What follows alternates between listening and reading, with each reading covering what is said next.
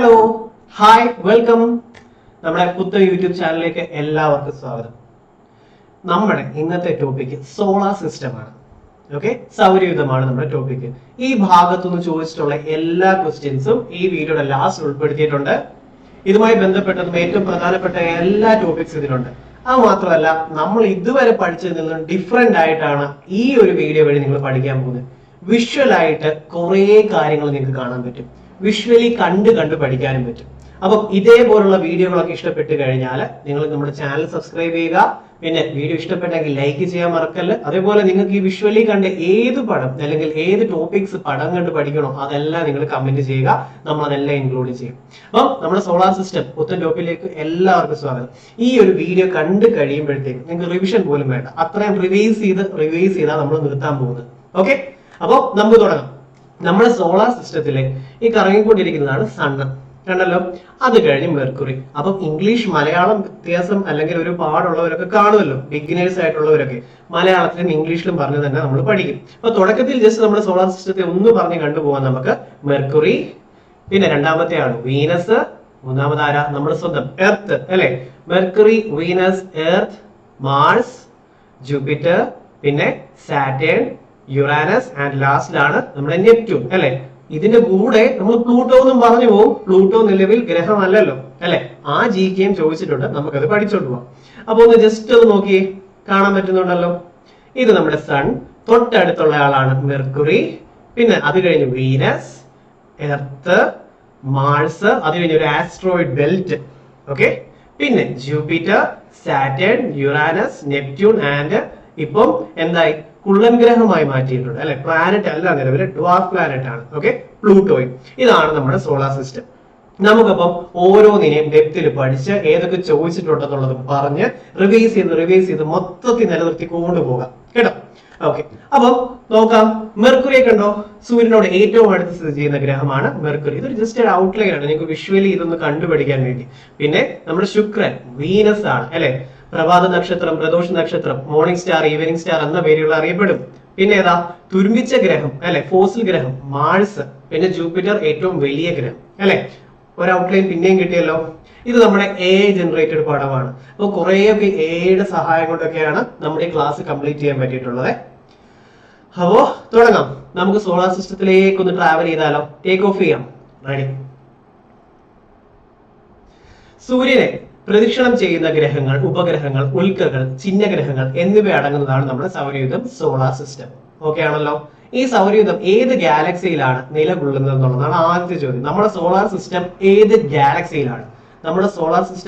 ഗാലക്സിയിലാണ്? ക്ഷീരപഥം milky വേയിലാണ് നമ്മുടെ solar system ഉള്ളത്. നമ്മുടെ സോളാർ സിസ്റ്റം മിൽക്കി വേയിലാണ്. ഓക്കെ, മിൽക്കി വേ കണ്ടിട്ടുണ്ടോ? ഒന്ന് ജസ്റ്റ് ഒന്ന് കണ്ടു നോക്കിയാലോ. ഈ കാണുന്നതാണ് മിൽക്കി വേ.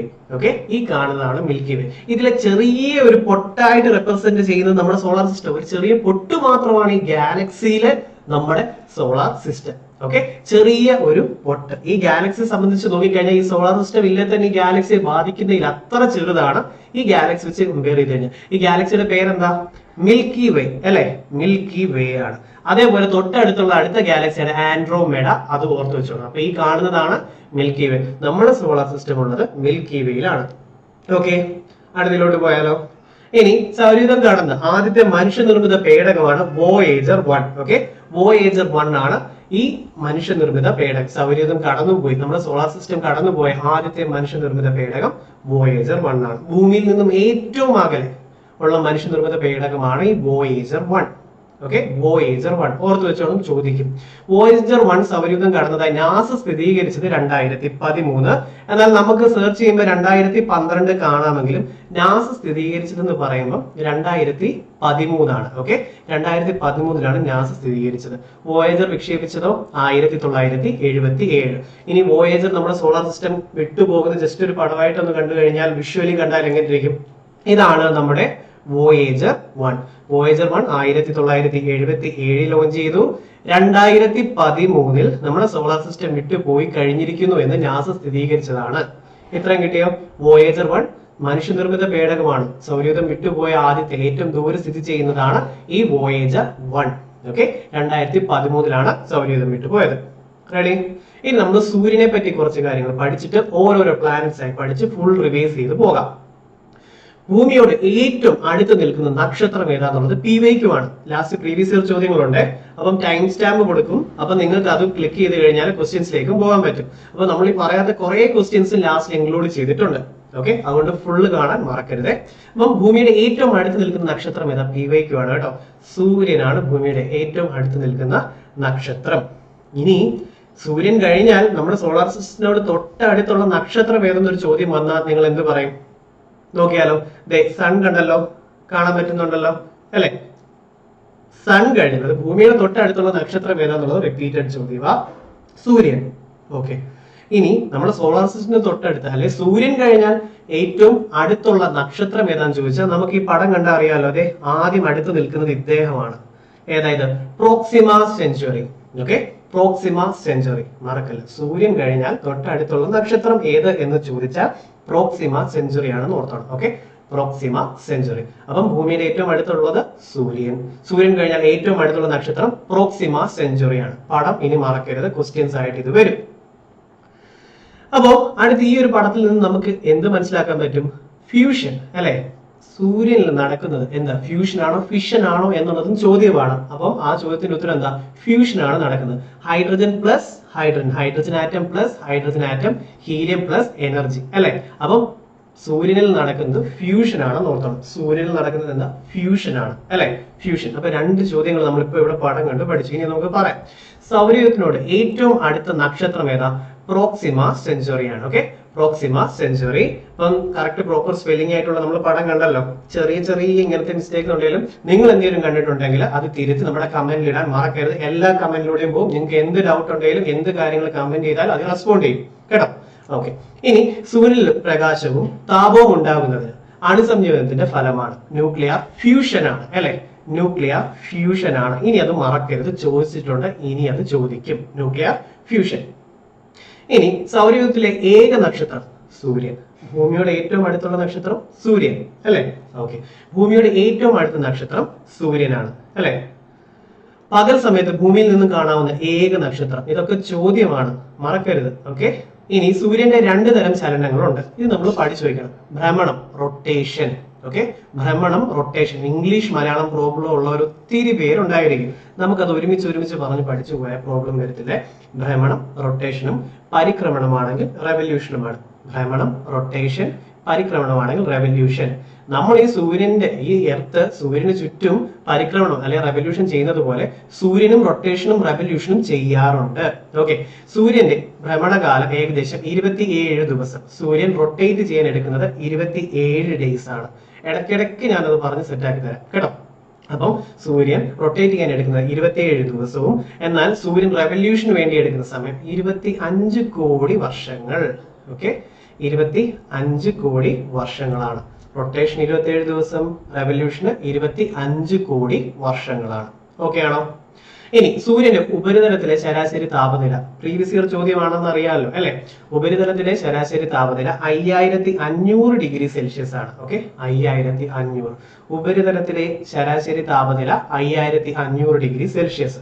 അപ്പം ബാക്കി അഡീഷണൽ ആയിട്ട് കുറെ GK സ്ലൈഡിൽ നിങ്ങൾ കണ്ടായിരുന്നു. ഞാൻ പറയുന്നതിൽ കൂടുതൽ ഫോക്കസ് ചെയ്യുക, അതാണ് നമുക്ക് കൂടുതലായിട്ട് വേണ്ടത്. ഓക്കെ, ഇനി ഭൂമിയിൽ നിന്നും ദൃശ്യമാകുന്ന സൂര്യന്റെ പാളിയാണ് ഫോട്ടോസ്ഫിയർ. നമ്മൾ ഓർത്താൽ മതി, നമ്മൾ ഇവിടെ ഭൂമിയിൽ നിന്ന് നോക്കുമ്പോൾ സൂര്യന്റെ കാണുന്ന ഫോട്ടോസ്ഫിയർ, നമുക്ക് ഫോട്ടോ എടുക്കാൻ പറ്റിയത് സൂര്യന്റെ ഫോട്ടോസ്ഫിയർ ആണെന്ന് ഓർത്തോണം. ഓക്കെ, അപ്പം പ്രഭാമണ്ഡലമാണ് ഫോട്ടോസ്ഫിയർ. പ്രഭാമണ്ഡലം ഫോട്ടോസ്ഫിയർ ആണ്. ഓക്കെ, അപ്പം 5500 ഡിഗ്രി സെൽഷ്യസ്. സൂര്യന്റെ ഉപരിതലത്തിലെ ശരാശരി താപനില 5500 ഡിഗ്രി സെൽഷ്യസ്. പിന്നെ ഫോട്ടോസ്ഫിയർ പ്രഭാമണ്ഡലമാണ്. ഓക്കെ അല്ലെ? ഫോട്ടോസ്ഫിയറിന് മുകളിലായി കാണപ്പെടുന്ന വർണ്ണാഭമായിട്ടുള്ള പാളി ക്രോമോസ്ഫിയർ. ഫോട്ടോസ്ഫിയറിന് മുകളിലായിട്ടുള്ളത് ക്രോമോസ്ഫിയർ. ഫോട്ടോസ്ഫിയറിന് മുകളിലായിട്ടുള്ളത് ക്രോമോസ്ഫിയർ. ഫോട്ടോസ്ഫിയർ എത്ര ഡിഗ്രി സെൽഷ്യസാ? 5500 ഡിഗ്രി സെൽഷ്യസാ. ഇത്രയും കിട്ടിയല്ലോ. സൂര്യൻ റൊട്ടേറ്റ് ചെയ്യാൻ എടുക്കുന്നത് 27 ഡേയ്സ്. റെവല്യൂഷൻ ആണെങ്കിൽ 25 കോടി അല്ലെ? കോടി വർഷങ്ങളാണ് എടുക്കുന്നത്. ഇത്രയും കാര്യങ്ങൾ കിട്ടിയേ. സൂര്യന്റെ ഏറ്റവും അകത്തുള്ള പാളിയാണ് അകക്കാമ്പ് അല്ലെ? ഇന്നർ കോർ അകക്കാമ്പാണ്. അറിഞ്ഞു വെച്ചോ. അണുസംയോജനമാണ് നടക്കുന്നത്. ന്യൂക്ലിയർ ഫ്യൂഷൻ ആണ്. നമ്മൾ കണ്ടില്ലായിരുന്ന ഒരു equation, hydrogen plus hydrogen equal to helium plus energy. അല്ലെ? ന്യൂക്ലിയർ ഫ്യൂഷൻ ആണ് നടക്കുന്നത്, അണുസംയോജനമാണെന്ന് ഓർത്തു വെച്ചോണം. അകക്കാമ്പില. ഓക്കെ, അകക്കാമ്പിലാണ് നടക്കുന്നത്. ഇനി സൂര്യന്റെ ഏറ്റവും പുറമേ ഉള്ള പാളിയാണ് കൊറോണ. ഓക്കെ, സൂര്യന്റെ ഏറ്റവും പുറമേ ഉള്ള പാളി കൊറോണയാണ്. അവിടുത്തെ ടെമ്പറേച്ചർ കണ്ടോ എത്രയാണ്? നിങ്ങൾ ഓർത്തു വെക്കേണ്ടത് ഫോട്ടോസ്ഫിയർ അല്ലെങ്കിൽ നമുക്ക് കാണാൻ പറ്റുന്ന ഫോട്ടോ എടുക്കാൻ പറ്റുന്ന ഫോട്ടോസ്ഫിയർ എത്ര ഡിഗ്രി സെൽഷ്യസാ? 5500 degree Celsius. ഓക്കെ അല്ലേ? അത് ഓർത്ത് വെച്ചോണം. അതിന് തൊട്ട് മുകളിലുള്ളതായിട്ട് ഉള്ള പാളി ഏതായിരുന്നു? ക്രോമോസ്ഫിയറും ആയിരുന്നു അല്ലേ? ക്രോമോസ്ഫിയർ. അപ്പൊ ഫോട്ടോസ്ഫിയർ നമ്മൾ പഠിച്ചു 5500 ഡിഗ്രി സെൽഷ്യസ്, അത് ഓർത്ത് വെച്ചോണം. പിന്നെ അത് ക്രോമോസ്ഫിയർ, ടെമ്പറേച്ചർ ഞാൻ പറയുന്നില്ല. പിന്നെ കൊറോണ, അതിന് ടെമ്പറേച്ചർ പറഞ്ഞില്ല. നിങ്ങൾ ഓർത്ത് വെക്കേണ്ടത് photosphere 5500 degree Celsius. Okay, nuclear ഫ്യൂഷനുമാണ് നടക്കുന്നത്. റെഡി? അപ്പൊ സൂര്യനെ പറ്റിയുള്ള ബേസ് കാര്യങ്ങളൊക്കെ നമ്മൾ പറഞ്ഞു. ഇനി ഒരു കാര്യം കൂടെ പറയട്ടെ. ഈ സൂര്യനിൽ നിന്നും ഈ സൂര്യനിൽ നിന്നും നമ്മുടെ ഭൂമിയിലേക്ക് ലൈറ്റ് വരുന്നല്ലോ, എത്ര സെക്കൻഡ് എടുക്കുന്നു, എത്ര മിനിറ്റ് എടുക്കുന്നു എന്നുള്ളതും പ്രീവിയസ് ഇയർ ചോദ്യമാണ്. അപ്പൊ സൂര്യനിൽ നിന്നും ഭൂമിയിലേക്ക് 8 മിനിറ്റ് 20 സെക്കൻഡ് അല്ലെ? 8 മിനിറ്റ് 20 സെക്കൻഡ്. അല്ലെങ്കിൽ ചിലപ്പോൾ ചോദിക്കാറുണ്ട് PSC സെക്കൻഡ് ആയിട്ട് 500 സെക്കൻഡ്. ഇത്ര ഓർത്ത് വെക്കുവോ? പ്രീവിയസ് ഇയർ ചോദ്യമാണ്, മറക്കല്ലേ. സൂര്യനിൽ നിന്നും ഭൂമിയിലേക്ക് ലൈറ്റ് വരാൻ എടുക്കുന്ന സമയം എത്രയാണ്? 8 മിനിറ്റ് 20 സെക്കൻഡ്. 8 മിനിറ്റ് 20 സെക്കൻഡ് അല്ലെങ്കിൽ 500 സെക്കൻഡ്. പ്രീവിയസ് ഇയർ ചോദ്യം, ഇനി മറക്കരുത്. ഓക്കെ, റൊട്ടേഷൻ സൂര്യൻ എടുക്കുന്നത് 27 ഡേയ്സ് ആണ്. റെവല്യൂഷൻ ആണെങ്കിൽ 25 കോടി വർഷമാണ്. ഫോട്ടോസ്ഫിയറിലെ ടെമ്പറേച്ചർ എത്ര? 5500 ഡിഗ്രി സെൽഷ്യസ് ആണ്. ഇത്രയും കാര്യങ്ങൾ ഓർത്ത് വെച്ചോണം അല്ലെ? അപ്പൊ ദേ ഒരു മൂൺ കണ്ടോ, നമ്മുടെ മൂൺ അല്ലെ? ഈ മൂണ് നിന്നുള്ള ലൈറ്റ് എർത്തിലേക്ക് വരാൻ എത്ര സെക്കൻഡ് എടുക്കും കൂടെ ഒന്ന് പറഞ്ഞാലോ? അതും പ്രീവിയസ് ഇയർ ചോദ്യമാണ്. 1.3 സെക്കൻഡ് ആണ്. അതും ഓർത്ത് വെച്ചോണം. ഓക്കെ, 1.3 സെക്കൻഡ് ആണെന്ന് ഓർത്തോണം. സൂര്യനിൽ നിന്നും ഭൂമിയിലേക്ക് 500 സെക്കൻഡ് അല്ലെങ്കിൽ 8 മിനിറ്റ് 20 സെക്കൻഡ്. എന്നാൽ ചന്ദ്രനിൽ നിന്നും ഭൂമിയിലേക്കാണെങ്കിലോ 1.3 സെക്കൻഡ്. ഓക്കെ, 1.3 സെക്കൻഡ് ആണ് ഓർത്തോണം. പ്രീവിയസ് ഇയർ ചോദ്യം. അടുത്തത് നമ്മൾ പഠിച്ചു കഴിഞ്ഞു. ഓക്കെ അല്ലേ? ഓക്കെ, അടുത്തതിലോട്ട് പോവാം. ഇനി സൂര്യനും ഭൂമിയും തമ്മിലുള്ള അകലം ഏറ്റവും കൂടുതലുള്ളതും ഏറ്റവും കുറഞ്ഞ ദിവസവും പഠിക്കണം. ഏറ്റവും കൂടുതലുള്ളതും ഏറ്റവും കുറഞ്ഞതും. ഓക്കെ, നമുക്ക് പഠിക്കാം. ജനുവരി 3 ജൂലൈ 4 ആണല്ലോ അല്ലെ? ഏറ്റവും കൂടുതലും ഏറ്റവും കുറഞ്ഞതും. നോക്കിക്കേ, ഇവിടെ നമുക്കറിയാം ഇത് സൂര്യൻ, ഇത് ഭൂമി. ഭൂമി ഇങ്ങനെ റെവല്യൂഷൻ നടത്തി ഇങ്ങനെ വരുമല്ലേ? അപ്പം സൂര്യനും ഭൂമിയും തമ്മിലുള്ള അകലം ഏറ്റവും കുറവുള്ള സമയമാണ് എന്താ? പെരിഹീലിയോൺ എന്ന് പറയുന്നത്. ഓക്കെ, പെരിഹീലിയോൺ എന്ന് പറയുന്നത് ഏറ്റവും കുറവുള്ള സമയമാണ് പെരിഹീലിയോൺ. ഇതെത്ര നമ്മൾ കണ്ടത്? ജനുവരി 3 ആണ് പെരിഹീലിയോൺ ഏറ്റവും കുറവുള്ളത്. ഓക്കെ, ഏറ്റവും കുറവുള്ള ഡിസ്റ്റൻസ് ജനുവരി 3. എന്നാൽ ഇവിടെ കണ്ടോ, ഏറ്റവും ഡിസ്റ്റൻസ് കൂടുതലുള്ള സമയം ഏതായിരുന്നു? ജൂലൈ 4 ആയിരുന്നു അല്ലെ? അപ്പൊ പെരിഹീലിയോണും അപ്ഹീലിയോണും കിട്ടിയോ നിങ്ങൾക്ക്? അപ്പം ഭൂമിയും സൂര്യനും തമ്മിലുള്ള അകലം ഏറ്റവും കൂടുതലുള്ളത് അപ്ഹീലിയോൺ ആണ്. ഏറ്റവും കൂടുതലുള്ള ജൂലൈ 4, ഏറ്റവും കുറഞ്ഞതാണ് ജനുവരി 3. ഇത് നമുക്ക് എങ്ങനെ ഓർത്ത് വെക്കാന്ന് പറയട്ടെ. നമുക്ക് ഓർത്താൽ മതി, ഒരു വർഷം തുടങ്ങുമ്പോൾ ഏറ്റവും കുറഞ്ഞത് അല്ലെങ്കിൽ ഏറ്റവും അടുത്തുള്ളത് നമുക്ക് ഓർക്കേണ്ടത് സൂര്യനും ഭൂമിയും ഏറ്റവും അടുത്തുള്ളതല്ലേ? അപ്പോൾ സൂര്യനും ഭൂമിയും ഏറ്റവും അടുത്തുള്ളത് അല്ലെങ്കിൽ ഒരു വർഷം തുടങ്ങുമ്പോൾ ഏറ്റവും അടുത്തുള്ളത് ജനുവരിയാണ്. അപ്പൊ ജനുവരി 3 ഓർത്തോണം. പെരിഹീലിയോൺ ജനുവരി 3. ഏറ്റവും അടുത്തുള്ളത് നമുക്ക് ജനുവരിയാണ്. അത് കഴിഞ്ഞല്ലേ ഉള്ളൂ ഫെബ്രുവരി, മാർച്ച് ഇങ്ങനെ പോകുന്നത്. പിന്നെ ഏറ്റവും ദൂരെയുള്ളത് ഏതാ? ജൂലൈയിലുമാണ്. അപ്പം ജനുവരി ഏറ്റവും അടുത്തുള്ളത്, ജൂലൈ ദൂരെയുള്ളത്. ജനുവരി ഏറ്റവും അടുത്തുള്ളത്, ജൂലൈ ദൂരെയുള്ളത്. ഓക്കെ, ജനുവരി ഏറ്റവും അടുത്തുള്ളതും ജൂലൈ ഏറ്റവും ദൂരെയുള്ളതും ഒന്ന് ഓർത്തോണം. ജനുവരി ഏറ്റവും അടുത്ത് ജനുവരി 3 പെരിഹീലിയോൺ, ഏറ്റവും ദൂരെയുള്ളത് ജൂലൈ 4 അപ്ഹീലിയോൺ. ഇത് രണ്ടെണ്ണം കിട്ടിയല്ലോ അല്ലെ? ഓക്കെ, ഇനി പ്ലാനറ്റ് എന്ന ഗ്രീക്ക് പദം കണ്ടോ? പ്ലാനറ്റ് എന്ന ഗ്രീക്ക് പദത്തിന്റെ അർത്ഥം അലഞ്ഞു തിരിയുന്നവ എന്നാണ്. ഓക്കെ, അലഞ്ഞു തിരിയുന്നവ. അതായത് ഇത് കാണുന്നുണ്ടോ? ഇദ്ദേഹം ഇപ്പൊ അലഞ്ഞു തിരിഞ്ഞ് നടക്കുകയാണെങ്കിൽ ഓക്കെ, ഇതാണ് പ്ലാനറ്റ് അല്ലെ? അപ്പൊ അലഞ്ഞു തിരിയാൻ വിട്ടാലോ ഇതിനെ? അലഞ്ഞു തിരിയാൻ പോ എന്ന് പറയുമ്പോഴേ പോയി അലഞ്ഞു തിരിയാൻ പോയിട്ടുണ്ട് ഇപ്പം അല്ലെ? അപ്പം അലഞ്ഞു തിരിയുന്നവ എന്താ? പ്ലാനറ്റ്സ് ആണ്. അലഞ്ഞു തിരിയുന്നവ പ്ലാനറ്റ് ഗ്രീക്ക് പദമാണ്. ഇതൊന്ന് ഓർത്ത് വെച്ചോണം. ഓക്കെ, അലഞ്ഞു തിരിയുന്നവയാണ് പ്ലാനറ്റ്. ഓക്കെ, ഇനി സൂര്യനെ പ്രദക്ഷിണം ചെയ്യുന്ന ഗ്രഹങ്ങളുടെ എണ്ണം 8. നമ്മുടെ പ്ലൂട്ടോയെ ഒഴിവാക്കി കഴിഞ്ഞപ്പോൾ 8 ആണ്. ഓക്കെ അല്ലേ? കൂടെ ഒരു കൊമറ്റും അലഞ്ഞു തിരിയാൻ പോയിട്ടുണ്ട്. പക്ഷെ പ്ലാനറ്റ് എന്താണെന്നുള്ളത് ഓർത്ത് വെച്ചോണം. ഇവിടെ ഗ്രഹങ്ങൾ സൂര്യനിൽ നിന്നുള്ള അകലത്തിന്റെ അടിസ്ഥാനത്തിലുള്ള ഓർഡറാണ് ഈ തന്നിട്ടുള്ളത്. ഓക്കെ, ഇംഗ്ലീഷും മലയാളം ഉള്ളവരെ നമുക്ക് വ്യത്യാസമുള്ളവരെ നമുക്ക് പറഞ്ഞു പഠിക്കാം, പേടിക്കണ്ട കേട്ടോ. നോക്കിയേ, ബുധൻ, മെർക്കുറി അല്ലെ? ശുക്രൻ, വീനസ്, ഭൂമി, ചൊവ്വ, മാഴ്സ് അല്ലെ? വ്യാഴം, ജൂപ്പിറ്റർ, ശനി, ശനിയാഴ്ച, സാറ്റർഡേ, ശനി, സാറ്റൻ, അല്ലെ?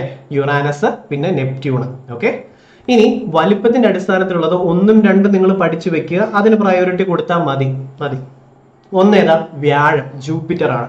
ഇനി വരുന്നുണ്ട്, പടമൊക്കെ കണ്ട് നമുക്ക് പഠിക്കാം, അതുകൊണ്ട് ആരും പേടിക്കണ്ട. ഏറ്റവും വലുത് ഏതാ? വ്യാഴമാണ്, അല്ലെ?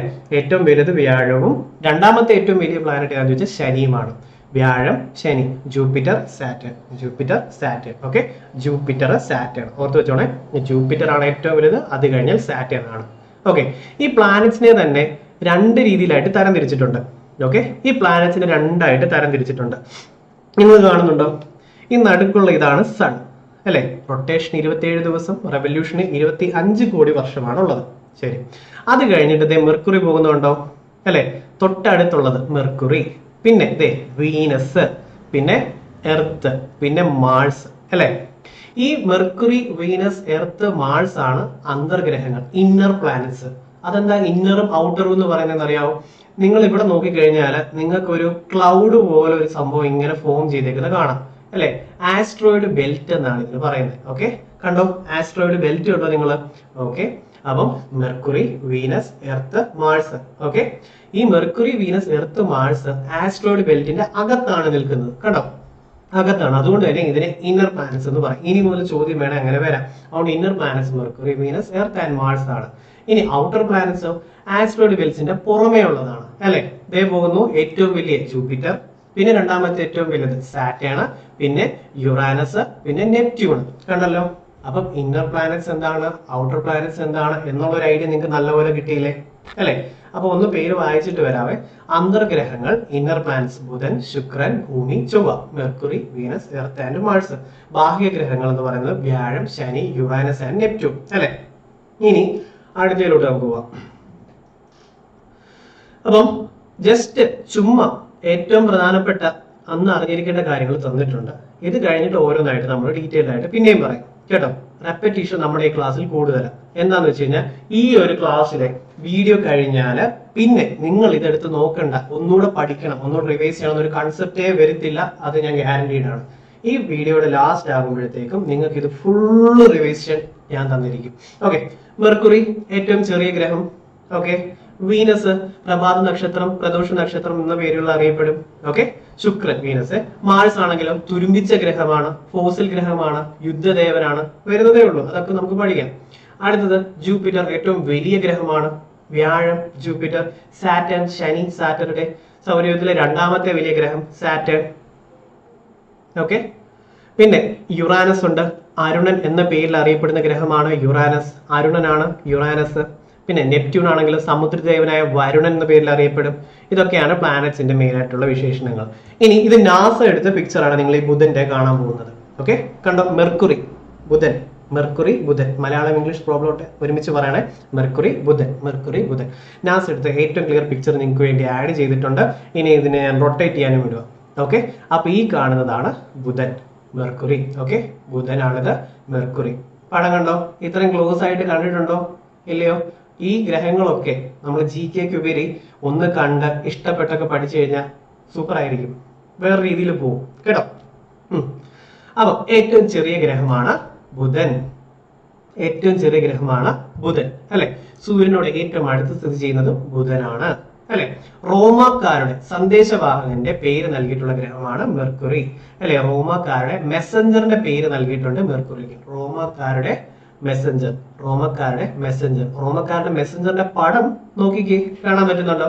കണ്ടോ? ഒരു കാർട്ടൂൺ ആയിട്ടുള്ള ഒരു പിക്ചറാണ് തന്നിട്ടുള്ളത്, കണ്ടോ? റോമക്കാരുടെ സന്ദേശവാഹന്റെ പേര് നൽകിയിട്ടുള്ള ഗ്രഹമാണിത്, മെർക്കുറി. ഓക്കെ, ഇത് ഇനി ഓർത്ത് വെച്ചോണം, റിപ്പീറ്റ് ചെയ്യും. റോമക്കാരുടെ സന്ദേശവാഹൻ മെസ്സഞ്ചറിന്റെ പേരുള്ളത് മെർക്കുറിക്കാണ്, അല്ലെ? റോമക്കാര് ബുധനെ വിളിക്കുന്ന പേരുകൾ ഒന്ന് അറിഞ്ഞു വെച്ചോണം. അപ്പോളോ എന്ന പ്രദോഷണത്തില്, ഓക്കെ, അതായത് പ്രഭാതത്തില്. അപ്പം പ്രഭാതത്തിൽ അപ്പോളോ എന്നും പ്രദോഷണത്തിൽ ഹെർമിസ് എന്നുമാണ്. അപ്പൊ ഒന്ന് റോമക്കാരുടെ മെസ്സഞ്ചറിന്റെ പേര് മെർക്കുറിക്കുണ്ട്. പിന്നെ പ്രഭാതത്തിൽ അപ്പോളോ എന്നും പ്രദോഷണത്തിൽ ഹെർമിസ് എന്നും. അപ്പോളോ, ഹെർമിസ്, മെർക്കുറിയാണ്. Apollo, Hermes, Mercury. അപ്പോളോ പ്രഭാതത്തിൽ, പ്രദോഷണത്തിൽ ഹെർമിസ്. ഓക്കെ, അപ്പോളോ, ഹെർമിസ്, മെർക്കുറിയാണ്. റോമക്കാരുടെ സന്ദേശവാഹൻ മെസ്സഞ്ചറിന്റെ പേരുള്ളത് മെർക്കുറിക്കാണ്. മെസ്സഞ്ചർ മെർക്കുറി അല്ലെ, മെസ്സഞ്ചർ എം, മെർക്കുറി, പിന്നെ ഒരു മറൈനർ വരും, അതവിടെ വരട്ടെ. അപ്പം മെസ്സഞ്ചർ മെർക്കുറി ഓർത്ത് വെച്ചോണം. Apollo Hermes, Apollo Hermes. Okay, ശരി. അടുത്തത്, അച്യുതന്റെ ചരിവ് കുറവായതിനാൽ ഋതുക്കൾ അനുഭവപ്പെടുന്നില്ല എന്ന് ഓർത്ത് വെച്ചോണം. ഓക്കെ, പരിക്രമണ വേഗത ഏറ്റവും കൂടിയ ഗ്രഹമാണ് ബുധൻ. ഓക്കെ, പരിക്രമണ വേഗത ഏറ്റവും കൂടിയത് എത്ര നോക്കിക്കേ, 88 ദിവസങ്ങളാണ് കേട്ടോ. 88 ഭൂമിയിലെ ദിവസങ്ങളാണ് പറയുന്നത്. 88 ദിവസങ്ങൾ കൊണ്ട് പരിക്രമണം പൂർത്തിയാക്കുന്നുണ്ട്. ഓക്കെ, പരിക്രമണം റെവല്യൂഷൻ, പരിക്രമണം റെവല്യൂഷൻ 88 ദിവസം കൊണ്ട് സൂര്യനെ ഇത് റെവല്യൂഷൻ റിവോൾവ് ചെയ്ത് നടക്കുന്നതിന് ചുറ്റും റിവല്യൂഷൻ നടത്തുന്നു 88 ദിവസം. അപ്പം പരിക്രമണ വേഗത ഏറ്റവും കൂടിയ ഗ്രഹം ഏതാ? ബുധൻ അല്ലെ. പരിക്രമണ വേഗത ഏറ്റവും കൂടിയ ഗ്രഹം ചോദിച്ചാൽ ബുധൻ, അപ്പോളോ ഹെർമിസ് ആയ ബുധൻ. ഓക്കെ അല്ലേ. ഇനി ഭ്രമണകാലം 58 ദിവസങ്ങളാണ് അല്ലെ. ശരി, പിന്നെ ബാക്കിയൊക്കെ അവിടെ അഡീഷണൽ ആയിട്ട് കിടന്നോട്ടെ, വേറൊന്നും നോക്കണ്ട. അച്യുതണ്ടിന്റെ ചരിവ് ഏറ്റവും കുറഞ്ഞ ഗ്രഹം ചോദിക്കും ബുധനാണ്. അച്യുതണ്ടിന്റെ ചരിവ് ഏറ്റവും കുറഞ്ഞതാണ് ബുധന് അല്ലെ. സൂര്യനോട് ഏറ്റവും അടുത്തുള്ളതാണ്, ഏറ്റവും ചെറുതാണ്. അതുകൊണ്ട് തന്നെ റെവല്യൂഷൻ ഏറ്റവും കുറച്ച് ടൈം എടുക്കും, 88 ദിവസം അല്ലെ. 88. പാലായന പ്രവേഗം ഏറ്റവും കുറഞ്ഞ ഗ്രഹവും ബുധനാണ്. എസ്കേപ്പ് വെലോസിറ്റി അല്ലെ, പാലായന പ്രവേഗം ഏറ്റവും കുറഞ്ഞ ഗ്രഹവും ബുധനാണ്. എസ്കേപ്പ് വെലോസിറ്റി വെച്ച് ഇഷ്ടംപോലെ ചോദ്യം വന്നിട്ടുണ്ട്. എസ്കേപ്പ് വെലോസിറ്റി ഏറ്റവും കൂടിയ ഗ്രഹം ജൂപ്പിറ്റർ ആണ്, വ്യാഴം. എസ്കേപ്പ് വെലോസിറ്റി എർത്തിന്റെ എത്രയാണെന്നും റിപ്പീറ്റഡ് ആയി ചോദിക്കുന്നുണ്ട്. 11.2 km/s ആണ് എർത്തിൻ്റെത്. 59 അടുത്താണ് വ്യാഴം ജൂപ്പിറ്ററിൻ്റെത്. ഇതൊക്കെ ഇത് നമ്മൾ പഠിക്കും, എന്നാലും പറയാം. പാലായന പ്രവേഗം ഏറ്റവും കുറഞ്ഞ ഗ്രഹം ബുധനാണ്. ഓക്കെ അല്ലെ. അന്തരീക്ഷമില്ല ബുധന്, അതേപോലെ നാച്ചുറൽ സാറ്റലൈറ്റ്സും ഇല്ല. ഓക്കെ ആണല്ലോ. ഇത്തരം കാര്യങ്ങൾ കിട്ടിയേ. ഭൂമിയുടേതിന് ഏകദേശം തുല്യമായ സാന്ദ്രതയുള്ള ഗ്രഹം ബുധനാണ്. ഇത് ഓർത്തോണം, ഭൂമിയുടേതിന് ഏകദേശം തുല്യമായ സാന്ദ്രതയുള്ള ഗ്രഹം. ഓക്കെ, എസ്കേപ്പ് വെലോസിറ്റി കുറവാണ്. ഏറ്റവും സാന്ദ്രത തുല്യമായിട്ടുള്ളത് ഭൂമിയോട് അടുത്തുള്ളത് ഈ മെർക്കുറിക്കാണ്. മെർക്കുറി, ബുധൻ, അപ്പോളോ, ഹെർമിസ്, മെസ്സഞ്ചർ അല്ലെ. ഇത്ര ഓർത്ത് വെച്ചോളൂല്ലോ. അപ്പം തുല്യമായിട്ടുള്ള സാന്ദ്രതയുള്ള ഗ്രഹമാണ് ബുധൻ. റെഡി. ഇനി ഭൂമിയുടേതിന് തുല്യമായ കാന്തിക മണ്ഡലമുള്ള ഗ്രഹവും ബുധനാണെന്ന് ഓർത്ത് വെച്ചോളൂ. റെഡി, പ്രധാനമായിട്ടുള്ളത് ഓർത്തോണെ. ഇനി ഉപഗ്രഹങ്ങൾ ഇല്ലാത്ത ഗ്രഹങ്ങൾ അല്ലെ, ഉപഗ്രഹങ്ങളില്ല, നാച്ചുറൽ സാറ്റലൈറ്റ്സ് ഇല്ലാത്തത് മെർക്കുറിയും വീനസും. നാച്ചുറൽ സാറ്റലൈറ്റ്സ് ഇല്ലാത്തത് ഏതൊക്കെയാ? ബുധൻ, ശുക്രൻ. മെർക്കുറി ആൻഡ് വീനസ്, ബുധനും ശുക്രനുമാണ്. നാച്ചുറൽ ആയിട്ടുള്ള സാറ്റലൈറ്റ്സ് ഉപഗ്രഹങ്ങൾ ഇല്ല അല്ലെ. വിൽ ഓഫ് ദ വിസ്പ്, മറുത എന്നറിയപ്പെടുന്ന ഗ്രഹം ഏതാ? ബുധനാണ്. മറുത, വിൽ ഓഫ് ദ വിസ്പ്. അപ്പം Apollo, Hermes, will of the wisp അല്ലെ, മെസ്സഞ്ചറിന്റെ പേരുള്ളത്. ഇതൊക്കെ ആരാ? മെർക്കുറി ആണെന്ന് ഓർത്തോണം, ബുധൻ. Okay, will of the wisp, Apollo, Hermes, മെസ്സഞ്ചറിന്റെ പേരുള്ളത്. ഇത്ര ഓർത്ത് വെച്ചോളൂല്ലോ. ഇത്രയാണോ ഓർത്ത് വെച്ചോളൂ. ഇനി ബുധന്റെ അകക്കാമ്പ് നിർമ്മിക്കപ്പെട്ടിരിക്കുന്ന വസ്തു ഇരുമ്പാണ്. ഇത് ഓർത്ത് വെച്ചോളൂ. ഓക്കെ, അകക്കാമ്പ് നിർമ്മിക്കപ്പെട്ടിരിക്കുന്ന വസ്തു ഇരുമ്പാണ്. അകക്കാമ്പ് പറഞ്ഞപ്പോൾ റിവിഷൻ ഇല്ലേ നമുക്ക് പറയാൻ. സൂര്യന്റെ അകക്കാമ്പിലാണ് ഫ്യൂഷൻ നടക്കുന്നത് അല്ലെ, ന്യൂക്ലിയർ ഫ്യൂഷൻ നടക്കുന്നത് ഓർത്ത് വെച്ചോളൂ. ഓക്കെ അല്ലേ. ഇനി ബുധനെ നിരീക്ഷിക്കുവാൻ അമേരിക്ക വിക്ഷേപിച്ച പേടകമാണ് Mariner 10. M Mariner, M Mercury, M messenger. ഇത്ര ഓർത്ത് വെച്ചോളൂ. Mariner 10, Mariner 10. ഈ മറൈനർ 10 ഓർത്തോണം, കാരണം മറൈനർ 4 ഒക്കെ ഇപ്പൊ നമ്മൾ പറയും. അതുകൊണ്ട് മറൈനർ 10 ഓർത്ത് വെക്കുക. മറൈനർ 10 ബുധനെ നിരീക്ഷിക്കുവാനാണ്, മെർക്കുറിയെ ഒബ്സർവ് ചെയ്യാൻ വേണ്ടിയാണ് മറൈനർ 10 ഉള്ളത്. ഓക്കെ, നമ്മൾ മെർക്കുറി കംപ്ലീറ്റ് ചെയ്തു. ഇനി നമ്മൾ ശുക്രൻ, വീനസിലോട്ട് പോവുക. അതിന് മുന്നേ ഒരു ക്വിക്ക് റിവിഷൻ, ഒരു 30 സെക്കൻഡ് കൊണ്ട് പറയാമെങ്കിൽ എന്തൊക്കെ പറയാം? മെർക്കുറി ഏറ്റവും ചെറുതാണ്, സൂര്യനോട് ഏറ്റവും അടുത്തുള്ളതാണ്, അറ്റ്മോസ്ഫിയർ ഇല്ല, ഉപഗ്രഹങ്ങളില്ല അല്ലെ. പിന്നെ വിൽ ഓഫ് ദ വിസ്പ് എന്നറിയപ്പെടും. പിന്നെന്തൊക്കെയാ? അപ്പോളോ, ഹെർമിസ് എന്നറിയപ്പെടുന്നതാണ്. ഇത്ര ഓക്കെ അല്ലെ. റോമക്കാരുടെ മെസ്സഞ്ചറിന്റെ പേരുള്ളതാണ് മെർക്കുറി. ഇത്ര കാര്യങ്ങൾ ഓർത്തു വെക്കത്തില്ലേ മെർക്കുറിയെ പറ്റി ഇല്ലേ? ഇത്രയെണ്ണം ഓർത്ത് വെച്ചോളാം. ഇനി അതേപോലെ റെവല്യൂഷന് ടൈം എടുക്കുന്നത് 88 ദിവസമാണ്. ഏറ്റവും പെട്ടെന്ന് റെവല്യൂഷൻ നടത്തുന്ന ഗ്രഹം ഏതെന്ന് വെച്ചാൽ അത് മെർക്കുറിയുമാണ്. ഇത്രയും കിട്ടിയേ. ഇത് നമുക്ക് ഇടയ്ക്കിടയ്ക്ക് പറഞ്ഞുകൊണ്ടിരിക്കാം കേട്ടോ. അടുത്ത ശുക്രനിലോട്ട് പോവുക, വീനസ്. ശുക്രൻ വീനസ് ആണ്. ഇതും ഏറ്റവും ക്ലോസസ്റ്റ് ആയിട്ടുള്ള ക്ലിയർ പിക്ചർ ആണ് നിങ്ങൾ കാണുന്നത് വീനസിന്റെ. അപ്പൊ മെർക്കുറിയും കണ്ടു, ഇച്ചിരി ഡിഫറെന്റ്, നല്ല രസമുള്ള കളറില്ലായിരുന്നു. വീനസും കണ്ടല്ലോ അല്ലെ. ഇനി അടുത്തതിലോട്ട് പോവാം. പ്രഭാത നക്ഷത്രം മോർണിംഗ് സ്റ്റാർ എന്നും പ്രദോഷ നക്ഷത്രം ഈവനിങ് സ്റ്റാർ എന്ന പേരുകൾ അറിയപ്പെടുന്നത് ഏതാ? ശുക്രനാണ് അല്ലെ. അപ്പം പ്രഭാതത്തിൽ അപ്പോളോ എന്നും പ്രദോഷണത്തിൽ ഹെർമിസ് എന്നും അറിയപ്പെടുന്നതെന്നും PS ചോദിച്ചിട്ട് ഓപ്ഷൻ എ ശുക്രനെ തരും. കാരണം നമ്മൾ ഏറ്റവും കൂടുതൽ ഫെമിലിയർ ആയിട്ടുള്ളത് ഇതാ, പ്രഭാത നക്ഷത്രം, പ്രദോഷ നക്ഷത്രം. Morning star and evening star ഏതാ important? Morning star and evening star എന്നറിയപ്പെടുന്നത് വീനസ് ആണ്, ശുക്രനാണ്. വീനസ് ആണ്, ശുക്രനാണ്. എന്നാൽ പ്രഭാതത്തിൽ അപ്പോളോ എന്നും പ്രദോഷണത്തിൽ ഹെർമിസ് എന്നും അറിയപ്പെടുന്നത് ഏതായിരുന്നു? മെർക്കുറിയാണ്, ബുധനാണ്, അല്ലെ? Will of the wisp. എന്നാൽ പ്രഭാത നക്ഷത്രം മോർണിംഗ് സ്റ്റാർ, പിന്നെ പ്രദോഷ നക്ഷത്രം ഈവനിംഗ് സ്റ്റാർ എന്ന പേരിൽ അറിയപ്പെടുന്നത് ശുക്രനാണെന്ന് ഓർത്തോണം. ഓക്കെ, ഇനി പ്രഭാത നക്ഷത്രവും പ്രദോഷ നക്ഷത്രവും ശുക്രനാണെന്ന് കണ്ടെത്തിയത് പൈതഗോറസ് ആണ്. അറിഞ്ഞു വെക്കുക. റോമക്കാരുടെ പ്രണയദേവതയുടെ പേരാണ് ഈ ശുക്രന് നൽകപ്പെട്ടത്, വീനസ്. പ്രണയദേവത വീനസ്. പ്രണയിച്ച് വീണു, പ്രണയത്തിൽ വീണു, അങ്ങനെ പറയാൻ പറ്റില്ല. പ്രണയത്തിൽ വീണു വീനസ്. ഓക്കെ, പ്രണയത്തിൽ വീണു വീനസ്. മെസ്സഞ്ചർ ആരായിരുന്നു? മെർക്കുറി. പ്രണയത്തിൽ വീണത് പ്രണയദേവതയുടെ പേരുള്ള വീനസ്, മെസ്സഞ്ചർ മെർക്കുറിയായിരുന്നു. ഇത് ഓർത്തു വയ്ക്കത്തില്ലേ? റോമക്കാരുടെ സന്ദേശവാഹൻ മെസ്സഞ്ചർ മെർക്കുറി, റോമക്കാരുടെ പ്രണയദേവത ആരാ? പ്രണയത്തിൽ വീണു വീനസ്, ശുക്രൻ. ഓർത്തു വെച്ചോണം കേട്ടോ. ഇനി പരിക്രമണ കാലം കണ്ടോ. റവല്യൂഷൻ 224 ദിവസവും റൊട്ടേഷൻ എടുക്കുന്നത് 243 ദിവസം. റവല്യൂഷൻ, പരിക്രമണം, റൊട്ടേഷൻ, ഭ്രമണം. മറക്കല്ലേ? ഓക്കെ, അപ്പം നിങ്ങൾക്ക് ഇവിടെ ഒരു കാര്യം ഫാക്ട്, ഒരു ഫൺ ഫാക്ട് ഉണ്ടോ? 224 ദിവസം കൊണ്ട് റവല്യൂഷൻ കംപ്ലീറ്റ് ചെയ്യും, സൂര്യനെ ചുറ്റി വരും. പക്ഷെ അപ്പോഴും അവിടെ ഒരു ദിവസം കഴിയുന്നില്ല. കാരണം ഭ്രമണകാലം, റൊട്ടേഷൻ എടുക്കുന്നത് 243 ഭൗമദിനങ്ങളാണ്, 243 ദിവസമാണ് എടുക്കുന്നത്. അപ്പം റെവല്യൂഷനേക്കാളും കൂടുതൽ റൊട്ടേഷന് ടൈം എടുക്കുന്ന, അല്ലെങ്കിൽ പരിക്രമണ കാലത്തേക്കാൾ കൂടുതൽ ഭ്രമണകാലം ഏത് പ്ലാനറ്റിനാണ്? ശുക്രനാണ്, വീനസിനാണെന്ന് ഓർത്തോണം. ഓക്കെ, ഭ്രമണകാലം ഏറ്റവും കൂടുതൽ വീനസിനാണെന്ന് ഓർത്തോണം. പ്രണയത്തിൽ വീണത് കൊണ്ട് റൊട്ടേറ്റ് ചെയ്തൊന്ന് കറങ്ങി വരാൻ ഒത്തിരി ടൈം എടുത്തു എന്ന് ഓർത്തോണം. അപ്പം ഭ്രമണകാലം ഏറ്റവും കൂടുതലുള്ള വീനസ് ആണ്. റെവല്യൂഷനേക്കാൾ കൂടുതൽ ടൈം റൊട്ടേഷൻ എടുക്കുന്ന പ്ലാനറ്റ് ആണ് ശുക്രൻ. ഓക്കെ അല്ലേ? അപ്പം മോർണിംഗ് സ്റ്റാർ, ഈവനിങ് സ്റ്റാർ എന്നറിയപ്പെടുന്നത് ശുക്രനാണ്. പ്രണയ ദേവതയുടെ പേരുള്ളതും ശുക്രനാണ്. അതേപോലെ ഒരെണ്ണം കൂടെ ഉണ്ട്, വസന്ത ദേവതയുടെ പേരുമുണ്ട്. പ്രണയം, വസന്ത ദേവത, അല്ലെ? പ്രണയ ദേവതയുടെയും വസന്ത ദേവതയുടെയും പേരുള്ളത് ശുക്രനാണ്, വീനസ് ആണ്. ഓക്കെ, ഒന്ന് ഹൈലൈറ്റ് ചെയ്തേക്കാം. ഓക്കെ, ഇനി ഭൂമിയുടെ ഏറ്റവും അടുത്ത് സ്ഥിതി ചെയ്യുന്ന ഗ്രഹമാണ് ശുക്രൻ. ഭൂമിയുടെ ഏറ്റവും അടുത്ത് സ്ഥിതി ചെയ്യുന്നത് ശുക്രനാണ്. എന്നാൽ സണ്ണിന്റെ ഏറ്റവും അടുത്ത് സ്ഥിതി ചെയ്യുന്നത് ഏതാ? മെർക്കുറി. കിട്ടിയില്ലേ? സൾഫ്യൂരിക് ആസിഡ് നിറഞ്ഞ മേഘപാളികളാണ്. കൊള്ളാം അല്ലെ? ഇപ്പൊ സൾഫ്യൂരിക് ആസിഡിന്റെ മഴ പെയ്യുമായിരിക്കും, അത് ഓർത്ത് വെച്ചോണം അല്ലെ? ശരി, ശുക്രൻ. ഒരു പടം കൂടെ വരുമ്പോൾ നിങ്ങൾക്ക് അത് ഒന്നുകൂടെ ഓർത്തിരിക്കാൻ സഹായിക്കും. അകലമൊക്കെ തന്നിട്ടുണ്ടോ ഒന്നും നോക്കണ്ട. സൂര്യപ്രകാശത്തെ ഏറ്റവും കൂടുതൽ പ്രതിഫലിക്കുന്ന ഗ്രഹം ഏതാ? ശുക്രനാണെന്ന് ഓർത്തു വെച്ചോണം. ഓക്കെ, സൂര്യപ്രകാശത്തെ ഏറ്റവും കൂടുതൽ പ്രതിഫലിപ്പിക്കുന്ന ഗ്രഹം ശുക്രനാണ്. നോക്കിക്കേ, on Venus it snow, metal and rains sulphuric acid. അപ്പം സൾഫ്യൂരിക് ആസിഡിന്റെ ഒരു മഴ അങ്ങോട്ട് പെയ്ത് കഴിഞ്ഞാൽ സൗന്ദര്യമൊക്കെ അങ്ങ് പോകുന്ന ഓർത്ത് ചുമ്മാ ഒന്ന് കണക്ട് ചെയ്ത് വെച്ച് കഴിഞ്ഞാൽ സൾഫ്യൂരിക് ആസിഡ് അല്ലെ? സൗന്ദര്യ ദേവതയുടെ പേര് വസന്തകാലവും അല്ലായിരിക്കും. വസന്ത ദേവതയുടെ പേര്, സൗന്ദര്യ ദേവതയുടെ പേര് വീനസ്. അവിടെ സൾഫ്യൂരിക് ആസിഡിന്റെ മേഘങ്ങളുണ്ട്, സൾഫ്യൂരിക് ആസിഡിന്റെ മഴയുമുണ്ട്. അപ്പം വീനസ്, ശുക്രനെ പറ്റി ഒരു ഐഡിയ കിട്ടിയല്ലോ അല്ലെ? ഓക്കെ, ഇവിടെ നാച്ചുറൽ സാറ്റലൈറ്റ്സ് ഇല്ല, ഓർത്തോണം. മെർക്കുറിക്കും വീനസിനും, ബുധനും ശുക്രനും നാച്ചുറൽ സാറ്റലൈറ്റ്സ് ഇല്ല. ഇത്ര ഓക്കെ അല്ലേ? ഇനി ശുക്രനിൽ വർഷത്തെക്കാളും അല്ലെ ദിവസത്തിനാണ് ദൈർഘ്യം കൂടുതൽ. റെവല്യൂഷനേക്കാളും ടൈം എടുക്കുന്നത് റൊട്ടേഷൻ ആണ്. അത് ഏത് പ്ലാനറ്റാ? ശുക്രനാണ്. ഭൂമിയെ കൂടാതെ ഹരിതഗ്രഹ പ്രഭാവം അനുഭവപ്പെടുന്ന ഗ്രഹവും ശുക്രനാണ് എന്ന് ഓർത്തോണം അല്ലെ?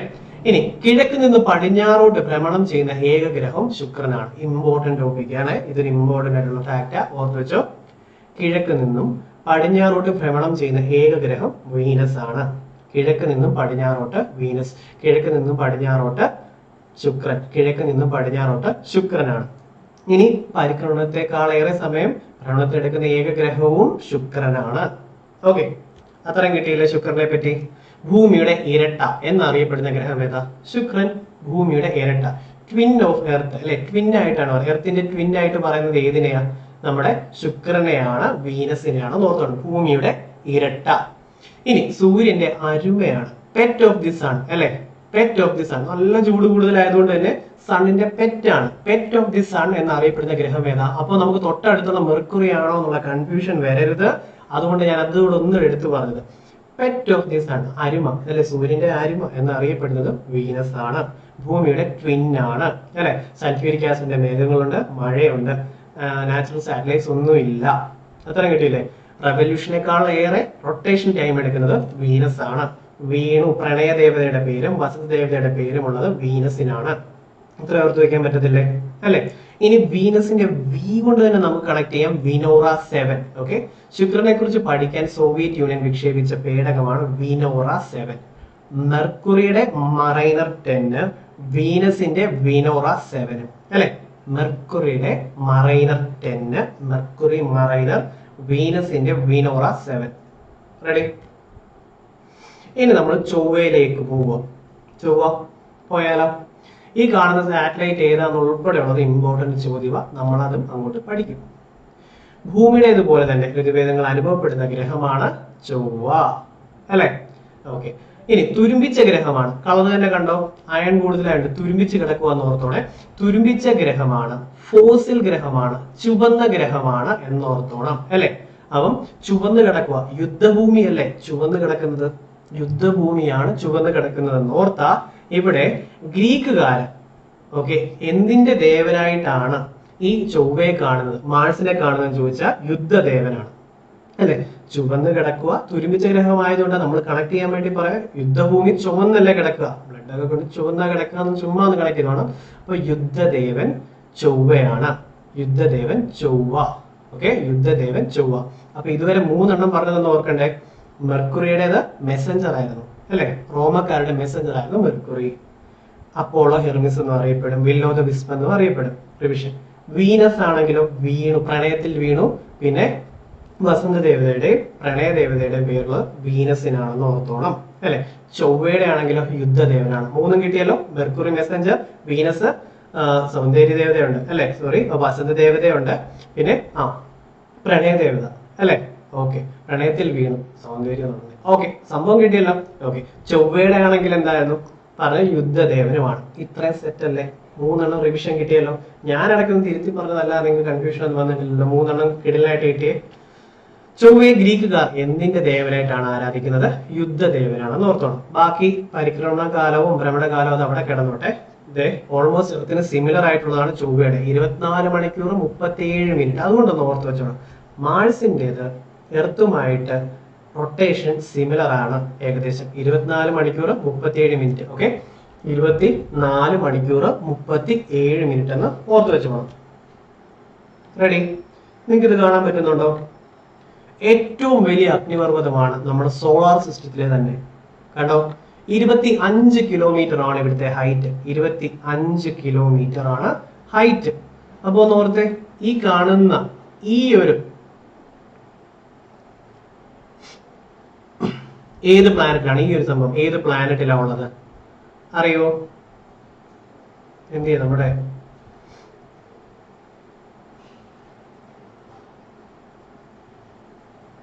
ഒളിമ്പിക്സ് എവിടെ? മോഷണം പോയോ ഒന്ന് നോക്കിക്കോട്ടെ.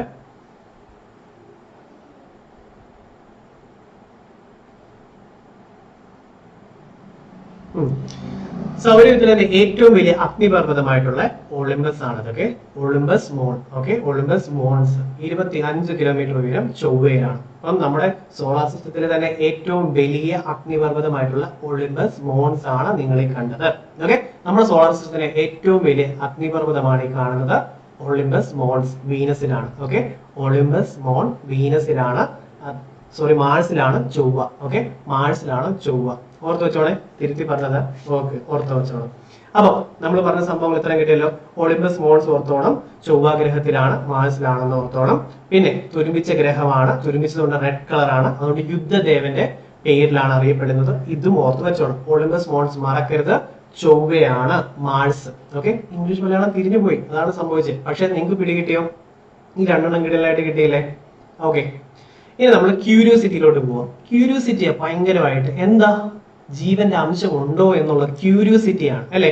വെള്ളം ഒഴുകിയിട്ടുള്ള പാടുകളൊക്കെ കണ്ടിട്ടുള്ളത് കൊണ്ട് തന്നെ അവിടെ ജീവൻ ഉണ്ടോ എന്നുള്ള ക്യൂരിയോസിറ്റിയാണ്. നമുക്ക് ക്യൂരിയോസിറ്റിയാണ്. ചൊവ്വയില് ജീവന്റെ അംശം തേടി അമേരിക്ക അയച്ച പേടകമാണ് ക്യൂരിയോസിറ്റി. ഇമ്പോർട്ടന്റ് ആയിട്ടുള്ള ചോദ്യമാണത്. ക്യൂരിയോസിറ്റി ഭയങ്കര ക്യൂരിയോസിറ്റി. അവിടെ ജീവന്റെ അംശം ഉണ്ടോ, ജീവന്റെ അംശം ഉണ്ടോ എന്നുള്ള ക്യൂരിയോസിറ്റി അത് ഏതുമായി ബന്ധപ്പെട്ടതാ? മാർസ് ആണ്. ഓക്കെ, മാർസ് ക്യൂരിയോസിറ്റി 2011 നവംബർ 26 വിക്ഷേപിച്ച പേടകമാണ്. ഓക്കെ, 2011 ലോഞ്ച് ചെയ്തു, 2012 ചൊവ്വയിൽ ഇറങ്ങി എന്ന് ഓർത്ത് വെച്ചോണം. ഓക്കെ, ശരി.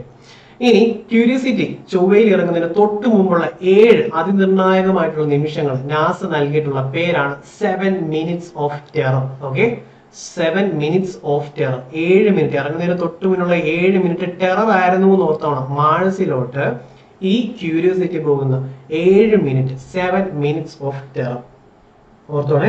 7 മിനിറ്റ്സ് ഓഫ് ടെറർ ആണ് നാസ നൽകിയ പേര്. 7 മിനിറ്റ്സ് ഓഫ് ടെറർ എന്തുമായി ബന്ധപ്പെട്ടതാണെന്ന് ചോദിക്കും. Curiosity. 7 minutes of terror Curiosity. ഇപ്പൊ നമ്മുടെ ഒരാളെന്ന് പറയുക, ഒരു കാര്യം ഞാൻ പറയാം കേട്ടോ, ഒരു 7 മിനിറ്റ് കഴിഞ്ഞിട്ടേ പറയുന്നുള്ളൂ. കൂടിയോ ക്യൂരിയോസിറ്റി? അല്ലേ? 7 മിനിറ്റ് കഴിഞ്ഞിട്ട് പറയാൻ പോകുക, എന്തുമായിരിക്കും പറയുക? സ്വാഭാവികം 7 മിനിറ്റ്. നമ്മൾ ചിലപ്പോൾ ചിലർ പറയും, ഞാൻ ഉൾപ്പെടെ ഉള്ളവർ പറയും, ഓക്കെ 7 മിനിറ്റ് കഴിഞ്ഞോട്ടെ. പക്ഷേ ഉള്ളിൻ്റെ ഉള്ളിൽ ഒരു ക്യൂരിയോസിറ്റി ഇല്ലേ? ഓർത്തോണം, 7 മിനിറ്റ് കഴിഞ്ഞ് പറയാൻ പോകുന്ന കാര്യം എന്താണെന്നോർത്ത് ക്യൂരിയോസിറ്റിയാണ്. അപ്പൊ 7 മിനിറ്റ്സ് ഓഫ് ടെറർ ക്യൂരിയോസിറ്റിയുമായി ബന്ധപ്പെട്ടതാണ്, ചൊവ്വയുമായി ബന്ധപ്പെട്ടതാണ്. ഇത്രയും കിട്ടത്തില്ലേ? ഓക്കെ, ഇനി ചൊവ്വയിലെ ഏറ്റവും വലിയ ഉപഗ്രഹമാണ് ഫോബോസ്. ഓക്കെ, ഏറ്റവും വലുതാണ് ഫോബോസ്. മെർക്കുറിക്കും വീനസിനും നമ്മൾ പഠിച്ചിട്ടില്ല ഉപഗ്രഹം, കാരണം അതിനില്ല. പക്ഷേ മാർസിനുണ്ട്. ഓക്കെ, ബുധനും ശുക്രനും എന്താ ഈ ഉപഗ്രഹങ്ങൾ ഇല്ല. പക്ഷേ മാർസിനുണ്ട്, ചൊവ്വയ്ക്കുണ്ടെന്ന് ഓർത്തോണം. ഫോബോസ് ഒരെണ്ണം ഫോബോസ്. ഗ്രഹത്തിന് ഏറ്റവും അടുത്തുകൂടി പരിക്രമണം ചെയ്യുന്ന ഉപഗ്രഹം ഏതാന്ന് ചോദിച്ചാൽ ഫോബോസ് ആണ്. ഏറ്റവും അടുത്തൂടെ പോകുന്നത് ഫോബോസ് ആണ്. ഓക്കെ, ഏറ്റവും അടുത്തൂടെ പോകുന്നത് ഫോബോസ് ആണ്. ഏറ്റവും അടുത്തൂടെ പോകുമ്പോൾ നമ്മൾ ഫോ എന്ന് പറയുന്ന ഓർത്താൽ ഫോ ഫോ ഫോ. ഏറ്റവും അടുത്തൂടെ പോകുന്നത് ഫോബോസ്. ഏറ്റവും അടുത്തൂടെ പോകുന്നത് ഫോബോസ് ആണ്. സൗരയൂഥത്തിൽ തന്നെ ഏറ്റവും ചെറിയ ഉപഗ്രഹം പഠിക്കണ്ടേ? ഡീമോസ്. ഏറ്റവും അടുത്തൂടെ പോകുന്നത് ഫോബോസ്, ഏറ്റവും ചെറുത് ഡീമോസ്. ഏറ്റവും വലുത് ഏതാ എന്നുള്ള റിപ്പീറ്റഡ് ചോദ്യമുണ്ട്, അതിലേക്ക് നമ്മളിപ്പോൾ വരും. അപ്പൊ ഏറ്റവും ചെറുതൊന്ന് പഠിച്ചു വെച്ചിട്ട് പോവാം. ഏറ്റവും ചെറുത് ഏതാ? ഡീമോസ് ആണ്, അല്ലെ? ഏറ്റവും ചെറുത് ഡീമോസ്. ഏറ്റവും അടുത്തൂടെ പരിക്രമണം ചെയ്യുന്ന ഉപഗ്രഹം ഫോബോസ്. അടുത്തുനിന്ന് ഫോ, അടുത്തുനിന്ന് പോ എന്ന് പറഞ്ഞാൽ മതി. അടുത്തുനിന്ന് ഫോ, അടുത്തുനിന്ന് ഫോ. ഓക്കെ, ഏറ്റവും ചെറുത് ഡീമോസുമാണ്. ഓക്കെ, നമുക്ക് നോക്കാം. ഈ കാണുന്നതാണ് ഫോബോസും ഡീമോസും. കണ്ടോ? ഓക്കെ, ഈ ഫോബോസ് ഓക്കെ ഏറ്റവും അടുത്തൂടെ പരിക്രമണം ചെയ്യുന്നതാണ് ഫോബോസ്. അടുത്തുനിന്ന് ഫോ, അടുത്തുനിന്ന് പോയാണ് നമ്മൾ. അടുത്തുനിന്ന് പോ, കണ്ടോ? അടുത്തുനിന്ന് പോ, കാരണം അടുത്തൂടെ ഏറ്റവും അടുത്തൂടെ പോകുന്നു ഫോബോസ് ആണ്. ഏറ്റവും ചെറിയത് മുട്ട പോലെ അല്ലേ? എന്നാ മുട്ട പോലെ അല്ല. ഓക്കെ, അപ്പൊ ഏറ്റവും ചെറിയതാണ് ഡെയ്മോസ് ആണ്. അപ്പൊ ഇങ്ങനെ വേണമെങ്കിൽ ആവശ്യം വരത്തില്ല, എന്നാലും ഡെയ് അല്ലെ മാറ് ഫോട്ടോ എടുക്കട്ടെന്ന് വേണമെങ്കിൽ പറയാം. ഡെയ്മോസ് മാർസിലാണ്, ഫോബോസും അല്ലെ. ഡെയ് മാറ് ഫോട്ടോ എടുക്കട്ടെ കേട്ടോ. ഡെയ് ഇങ്ങോട്ട് മാർ ഫോട്ടോ എടുക്കട്ടെ. ഡെയ് മാറ് ഫോട്ടോ എടുക്കട്ടെ. ഡെയ്മോസ് മാറ്, മാർസ് ഫോട്ടോ എടുക്കട്ടെ. ഫോബോസ് തൊട്ട് അടുത്തൂടെ പോകുന്നതുകൊണ്ട് ഫോ, ഫോബോസ് ചെറുത് ഡെയ്മോസ്. ഇത്രയും കിട്ടിയോ? കിട്ടിയല്ലോ, ഓർത്തു വയ്ക്കണം. ചൊവ്വാഗ്രഹത്തിന്റെ ചിത്രം അയച്ചു തന്ന പേടകമാണ് മറൈനർ 4 അല്ലെ. ഈ ചൊവ്വ എന്ന് പറയുമ്പോൾ മെർക്കുറി, വീനസ്, എർത്ത്, മാഴ്സ് അല്ലെ. 1 2 3 4. അതുകൊണ്ട് വേണം നമുക്ക് ഇതിനെ മറൈനർ 4 അല്ലെ. മറൈനർ 4 എന്ന് ചോദിക്കും, മാർസുമായി ബന്ധപ്പെട്ടതാണ്. കാരണം നമ്മൾ മറൈനർ 10 ഇപ്പൊ പഠിച്ചിട്ട് വന്നതല്ലേ ഉള്ളൂ. മറൈനർ 10 മെർക്കുറി അല്ലെ. മറൈനർ 10 മെർക്കുറി അല്ലെ. ക്യൂരിയോസിറ്റി, ഭയങ്കര ക്യൂരിയോസിറ്റി, ജീവന്റെ അംശമുണ്ടോ എന്നുള്ളത്. മാഴ്സ് ഓർത്തോണം. മറൈനർ 4, നാലാമത്തുള്ള ഗ്രഹം ഏതാ?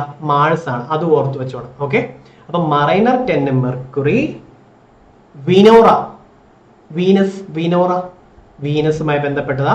ക്യൂരിയോസിറ്റിയും മറൈനർ 4 ചൊവ്വാഗ്രഹം മാർസുമായി ബന്ധപ്പെട്ടതാണ്, ഓർത്തോണം. ഓക്കെ അല്ലേ? ഇനി ചൊവ്വയുടെ ഉപരിതലത്തിൽ ഇറങ്ങിയ ആദ്യ പേടകമാണ് വൈക്കിംഗ് 1. അപ്പൊ ഏതൊക്കെ നമുക്ക് പറയാം? വൈക്കിംഗ്, ക്യൂരിയോസിറ്റി, മറൈനർ 4 അല്ലെ. Viking, Curiosity, Mariner 4, Venera Venus, Mariner 10 Mercury, Curiosity, Viking, പിന്നെ മറൈനർ 4 മാർസുമായി ബന്ധപ്പെട്ട, ചൊവ്വയുമായി ബന്ധപ്പെട്ടതാണ്, ഓർത്തു വെച്ചോണം. ഓക്കെ അല്ലേ? ഫോബോസ് കണ്ടല്ലോ, ഏറ്റവും അടുത്തൂടെ പോകുന്നു ഫോബോസ്. ഏറ്റവും ചെറിയ ഉപഗ്രഹം ഏതാണെന്ന് ചോദിച്ചു കഴിഞ്ഞാൽ നമ്മുടെ സോളാർ സിസ്റ്റത്തിന് ഡെയ്മോസ് ആണ്. ഡെയ്മാർ ഫോട്ടോ എടുക്കട്ടെ കേട്ടോ. ഇനി നമ്മുടെ മംഗല്യാൻ. ഈ 2024 ഈ ചോദ്യം ചോദിച്ചിട്ടുണ്ട്. 2024 എക്സൈസിലെ ക്വസ്റ്റ്യൻ പേപ്പർ ആണ് എൻ്റെ ഒരു ഓർമ്മ ശരിയാണ്. 2024 ചോദിച്ച ചോദ്യമാണ് മംഗല്യാനുമായി പ്രൊജക്ട് ഡയറക്ടർ ആണെന്ന് ചോദിച്ചിട്ടുള്ള ചോദ്യം. അപ്പൊ ഇവിടെ നിന്ന് വന്നിട്ടുള്ള ക്വസ്റ്റ്യൻസ് ആയതൊക്കെ റിപ്പീറ്റഡ് ക്വസ്റ്റ്യൻസ് കുറെ പറഞ്ഞ് ലാസ്റ്റിൽ ഇനി ബാക്കി ക്വസ്റ്റ്യൻസും കാണാം. ഇപ്പൊ ചൊവ്വ ദൗത്യത്തിൽ ആദ്യ ശ്രമത്തിൽ വിജയിച്ച രാജ്യം നമ്മുടെ സ്വന്തം ഇന്ത്യ അല്ലെ. ചൊവ്വയിലേക്ക് ബഹിരാകാശ പേടകം അയച്ച ആദ്യ ഏഷ്യൻ രാജ്യവും ഇന്ത്യ. ഔദ്യോഗിക നാമം എന്തായിരുന്നു? MOM, മാസ് ഓർബിറ്റ് മിഷൻ അല്ലെ. മാസ് ഓർബിറ്റർ മിഷൻ ആണ് MOM. മാസ് ഓർബിറ്റർ മിഷൻ ആണ് MOM. ലോകത്തിലെ ഏറ്റവും ചിലവ് കുറഞ്ഞ ചൊവ്വ ദൗത്യമാണ് അല്ലെ. ബാക്കി ചൊവ്വ ദൗത്യങ്ങൾ ഏതൊക്കെയാ? ബാക്കി മാർസിലേക്ക് പോയ മിഷൻസിലുള്ളത് ഏതൊക്കെയായിരുന്നു? ഓർമ്മയുണ്ടോ? വൈക്കിങ്സ്, മറൈനർ 4, ക്യൂരിയോസിറ്റി, പിന്നെ നമ്മുടെ ഇന്ത്യ അയച്ചിട്ടുള്ള മംഗല്യാൻ. ഓക്കെ, ഇനി വിക്ഷേപിച്ച തീയതി ഓർത്ത് വെച്ചോണം. ചോദിച്ചിട്ടുണ്ടെന്നാണ് എൻ്റെ ഒരു അറിവ് ശരിയാണെങ്കിൽ ഇനി ചോദിക്കാനും ചാൻസ് ഉണ്ട്. മംഗല്യാൻ 2013. ഓക്കെ, മംഗല്യാൻ 2013. ഓക്കെ ആണല്ലോ. വോയേജർ 1 നമ്മുടെ സോളാർ സിസ്റ്റം വിട്ടുപോയി എന്ന് നാസ സ്ഥിരീകരിച്ച വർഷം ഓർമ്മയുണ്ടോ? റിവിഷൻ 2013. വോയേജർ 1 നമ്മുടെ സോളാർ സിസ്റ്റം വിട്ടുപോയി. മനുഷ്യനിർമ്മിതമായിട്ടുള്ള ഒരു പേടകം ഏറ്റവും ദൂരത്തുള്ളത് അല്ലെ. ഏറ്റവും ദൂരത്തുള്ളത് ഏതാ? വോയേജർ 1 ആണ്. അത് 2013 നാസ സ്ഥിരീകരിച്ചു. മംഗല്യാൻ വിക്ഷേപിച്ച തീയതി 2013. ബൈഹാർട്ട് ചെയ്യണേ. മംഗല്യാൻ 2013. ശ്രീഹരിക്കോട്ടയിലെ സതീഷ് ധവാൻ സ്പേസ് സെന്ററിൽ നിന്നാണ് വിക്ഷേപിച്ചിട്ടുള്ളത്. വിക്ഷേപണ വാഹനം ഓർത്തോണം PSLV C-25 ഇമ്പോർട്ടന്റ് ആണ്. ഓക്കെ, PSLV C-25 2013 ലോഞ്ച് ചെയ്തു. 2014 എത്തി അല്ലെ. ഇനി ഇമ്പോർട്ടന്റ് ആയിട്ടുള്ളത് മംഗല്യാന്റെ പ്രൊജക്ട് ഡയറക്ടർ ആരാ? എസ് അരുണൻ. ഓർത്തോണേ, പ്രൊജക്ട് ഡയറക്ടർ എസ് അരുണൻ. ആ സമയത്ത് ISRO ചെയർമാൻ ആരാന്നും ചോദിച്ചിട്ടുണ്ട്. ഇമ്പോർട്ടന്റ് ആണ്. പ്രൊജക്ട് ഡയറക്ടർ എസ് അരുണൻ ആണ്. എന്നാൽ ആ സമയത്ത് ISRO ചെയർമാൻ ആരാണ്? K രാധാകൃഷ്ണൻ. അപ്പം പ്രൊജക്ട് ഡയറക്ടർ എസ് അരുണന്, എന്നാൽ ISROയുടെ ചെയർമാൻ ആരാ? K രാധാകൃഷ്ണൻ. അപ്പം എസ് അരുണനും K രാധാകൃഷ്ണനും ഓർത്തോണം. S Arunan, K Radhakrishnan. Okay, S Arunan project director, K Radhakrishnan ISRO ചെയർമാനുമാണ്. ഓക്കെ, 2013 വിക്ഷേപിച്ചു അല്ലെ. വാഹനം ഏതായിരുന്നു? PSLV C-25. ഓർത്തു വെക്കോ, 2013 ലോഞ്ച് ചെയ്തു. ഇത്രയാണ് ഓർത്ത് വെച്ചോണം കേട്ടോ. ആ സമയത്ത് പ്രധാനമന്ത്രി ആരാ? ഇപ്പോഴത്തെ നമ്മുടെ പ്രധാനമന്ത്രി തന്നെ. ഇപ്പോഴത്തെ എന്ന് ഞാൻ എപ്പോ പറഞ്ഞാലും നിങ്ങൾ എവിടൊക്കെ പഠിച്ചാലും അപ്ഡേറ്റ് ചെയ്തോണം. കാരണം ഇത് പിന്നീട് കാണുമ്പോൾ മറ്റൊരാളാണെങ്കിൽ എന്താണ് ഉത്തരം തെറ്റില്ല. അതുകൊണ്ട് ആ സമയത്ത് ഇന്ത്യൻ പ്രധാനമന്ത്രി നരേന്ദ്രമോദി. 2024 നരേന്ദ്രമോദിയാണ് അല്ലെ. ഇനി ചൊവ്വയിലേക്ക് ബഹിരാകാശ പേടകം അയച്ച മറ്റു രാജ്യങ്ങളുണ്ട്. Russia, America, European space agency അല്ലെ. അതേപോലെ ഈ 2024 എക്സൈസ് ഇൻസ്പെക്ടറുടെ ക്വസ്റ്റ്യൻ പേപ്പറിൽ ഉണ്ടായിരുന്നു മൂണിലേക്ക് അയച്ചിട്ടുള്ളതും സൗത്ത് പോളിൽ ലാൻഡ് ചെയ്തതുമായി ബന്ധപ്പെട്ടുള്ള സ്റ്റേറ്റ്മെന്റ്സ്. എത്രാമത്തെ രാജ്യമാണ് ഇന്ത്യ എന്നുള്ളത് നിങ്ങൾ പഠിച്ചു വെക്കണം. ചോദിച്ചു 2024 കേട്ടോ. നമ്മൾ ജയിക്കുക തന്നെ ചെയ്യും. ബഹിരാകാശത്തിൽ ഇന്ത്യയുടെ ശേഷി തെളിയിക്കുവാനും കഴിയും. ഇത് പറഞ്ഞത് ആരാ? മംഗല്യാൻ 2013 വിക്ഷേപിച്ച സമയത്തെ ISROയുടെ ചെയർമാനാണ് K രാധാകൃഷ്ണൻ. അപ്പൊ പ്രൊജക്ട് ഡയറക്ടർ ആരായിരുന്നു? എസ് അരുണൻ. ISRO ചെയർമാൻ ആരാ? K രാധാകൃഷ്ണൻ. ഇത്രയും കിട്ടത്തില്ലേ?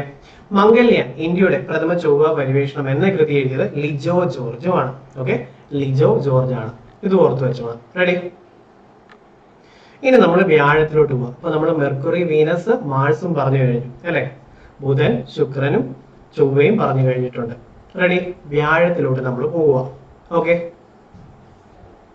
ഏറ്റവും വലിയ ഗ്രഹമാണ് വ്യാഴം, ജൂപ്പിറ്റർ. ഏറ്റവും വലിയ ഗ്രഹം ഏതാ?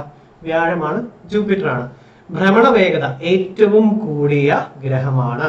ഭ്രമണ വേഗത, ഭ്രമണം എന്തായിരുന്നു? ഇംഗ്ലീഷ് മലയാളം പ്രോബ്ലം ഉണ്ടെങ്കിൽ ഇപ്പൊ നിങ്ങൾക്ക് കറക്റ്റ് ആയി കാണും ഒരു പരിധി വരെ. ഭ്രമണം എന്ന് പറഞ്ഞാൽ റൊട്ടേഷൻ. ഒരു ഭ്രമണം പൂർത്തിയാക്കുവാൻ വ്യാഴത്തിന് ആവശ്യമായ സമയം 9 മണിക്കൂർ, അപ്രോക്സിമേറ്റ്ലി 10 hours അല്ലെ. അപ്പം 5 hour ഡേ, 5 hour നൈറ്റ് ആണ്. ഓക്കെ, അപ്പം അപ്രോക്സിമേറ്റ്ലി 10 മണിക്കൂർ എടുക്കത്തുള്ളൂ ഒരു റൊട്ടേഷൻ പൂർത്തിയാക്കാൻ വേണ്ടി അല്ലെ. എന്നാൽ റൊട്ടേഷൻ ഏറ്റവും കൂടുതൽ സമയം എടുക്കും. അതിനേക്കാളും കുറവേ റെവല്യൂഷന് സമയം എടുക്കത്തുള്ളൂ എന്ന് ഞാൻ ഒരു ഹിന്റ് തന്നാൽ നിങ്ങൾ ഏത് പ്ലാനറ്റിനെ ഓർത്തെടുക്കും? കമന്റ് ചെയ്യണം. ഇത് അതേപോലെ പറഞ്ഞ് കമന്റ് ചെയ്യുക കേട്ടോ. അങ്ങനെയാണ് നമ്മൾ സെറ്റ് ആകുന്നത്. വീനസ് ആണ്. ഓക്കെ, ശരി. ഇനി അപ്പം ഭ്രമണ വേഗത ഏറ്റവും കൂടിയ ഗ്രഹം വ്യാഴമാണ്, ജൂപ്പിറ്റർ ആണ്. 9 മണിക്കൂർ 55 മിനിറ്റ് ആണ് അല്ലെ. 9 മണിക്കൂർ 55 മിനിറ്റ് ആണ്. 10 മണിക്കൂർ അപ്രോക്സിമേറ്റ്ലി. ഇനി ചില കൂട്ടുകാരെയൊക്കെ നമ്മൾ കാണുമ്പോ ഇനി എപ്പോഴാണ് ഇതിനെ കാണുന്നത്? ഒരു വ്യാഴവട്ടകാലം കഴിയുമായിരിക്കും എന്നൊന്ന് ചുമ്മാ പറഞ്ഞു കഴിഞ്ഞാൽ നിങ്ങൾക്ക് ഇത് കിട്ടും. ഒരു വ്യാഴവട്ടകാലം എന്ന് പറഞ്ഞാൽ എത്ര? ഏകദേശം 12 വർഷം. വ്യാഴവട്ടകാലം എന്ന് ഉദ്ദേശിക്കുന്നത് എന്താ അറിയാം? വ്യാഴം ഗ്രഹം സൂര്യനെ ഒരു തവണ പ്രദക്ഷിണം ചെയ്യാൻ വേണ്ടി, ഒരു തവണ റിവോൾവ് ചെയ്യാൻ വേണ്ടി എടുക്കുന്ന സമയമാണ് 12 വർഷം എടുക്കും അല്ലെ. 12 എർത്ത് ഇയേഴ്സ് എടുക്കും ജൂപ്പിറ്റർ ഒരു തവണ സണ്ണിനെ റിവോൾവ് ചെയ്ത് വരാൻ വേണ്ടി അല്ലെ. റൊട്ടേറ്റ് ചെയ്യാൻ എത്ര നേരം എടുക്കും? 10 മണിക്കൂർ. റെവല്യൂഷനോ 12 വർഷം. ഇത് പഠിച്ചു വെക്കണം. ഓക്കെ, ഒന്നുകൂടെ പറയുക, കേട്ടോണെ. വീനസിന്റെ കാര്യം നമ്മൾ പറഞ്ഞത് ഓർമ്മയുണ്ടല്ലോ. എന്തായിരുന്നു? റൊട്ടേഷനാണ് റെവല്യൂഷനേക്കാളും ടൈം എടുക്കുന്നത് വീനസ്. ഇവിടെ ജൂപ്പിറ്റർ അല്ലെ വ്യാഴം, ഓക്കെ, എത്ര നേരം എടുക്കും റൊട്ടേറ്റ് ചെയ്യാൻ? 10 മണിക്കൂർ അല്ലെ. റെവല്യൂഷൻ നടത്താനോ 12 വർഷം. ഒരു വ്യാഴവട്ട കാലം 12 വർഷമാണ് അല്ലെ. ഇതൊന്നുകൂടെ ഓർത്ത് വെക്കാൻ വേണ്ടി നിങ്ങൾ എന്ത് ചെയ്യുന്നറിയാം, നിങ്ങളുടെ ഏജ് വ്യാഴവട്ട കാലത്തിൽ നിന്ന് കാൽക്കുലേറ്റ് ചെയ്യണം. ചിലപ്പോൾ 2 വ്യാഴവട്ട കാലമായിരിക്കും, ചിലപ്പോൾ 3 ആയിരിക്കും, ചിലപ്പോൾ 3.5 ആയിരിക്കും, 2.5 ആയിരിക്കും. ഇങ്ങനെ ഓർത്ത് വെച്ചോണം വ്യാഴവട്ട കാലം. ചില സുഹൃത്തുക്കളെ കാണുമ്പോൾ ഇപ്പൊ പറയാൻ മറക്കില്ല, ഇനി അടുത്ത വ്യാഴവട്ട കാലത്ത് കാണാം ഇല്ലയോ, എന്താ? അപ്പൊ 12 വർഷം. അപ്പൊ ഇത്രയും കണ്ടന്റ് നമുക്ക് കിട്ടിയല്ലോ. ഇനി ബാക്കി പഠിക്കാം. ഏറ്റവും ദൈർഘ്യം കുറഞ്ഞ ദിനരാത്രങ്ങളുള്ള ഗ്രഹമാണ് വ്യാഴം. കാരണം എന്താ? മൊത്തത്തിൽ 10 അവേഴ്സ് ആണ് എടുക്കുന്നത് ഒരു റൊട്ടേഷൻ കംപ്ലീറ്റ് ചെയ്യാനായിട്ട്.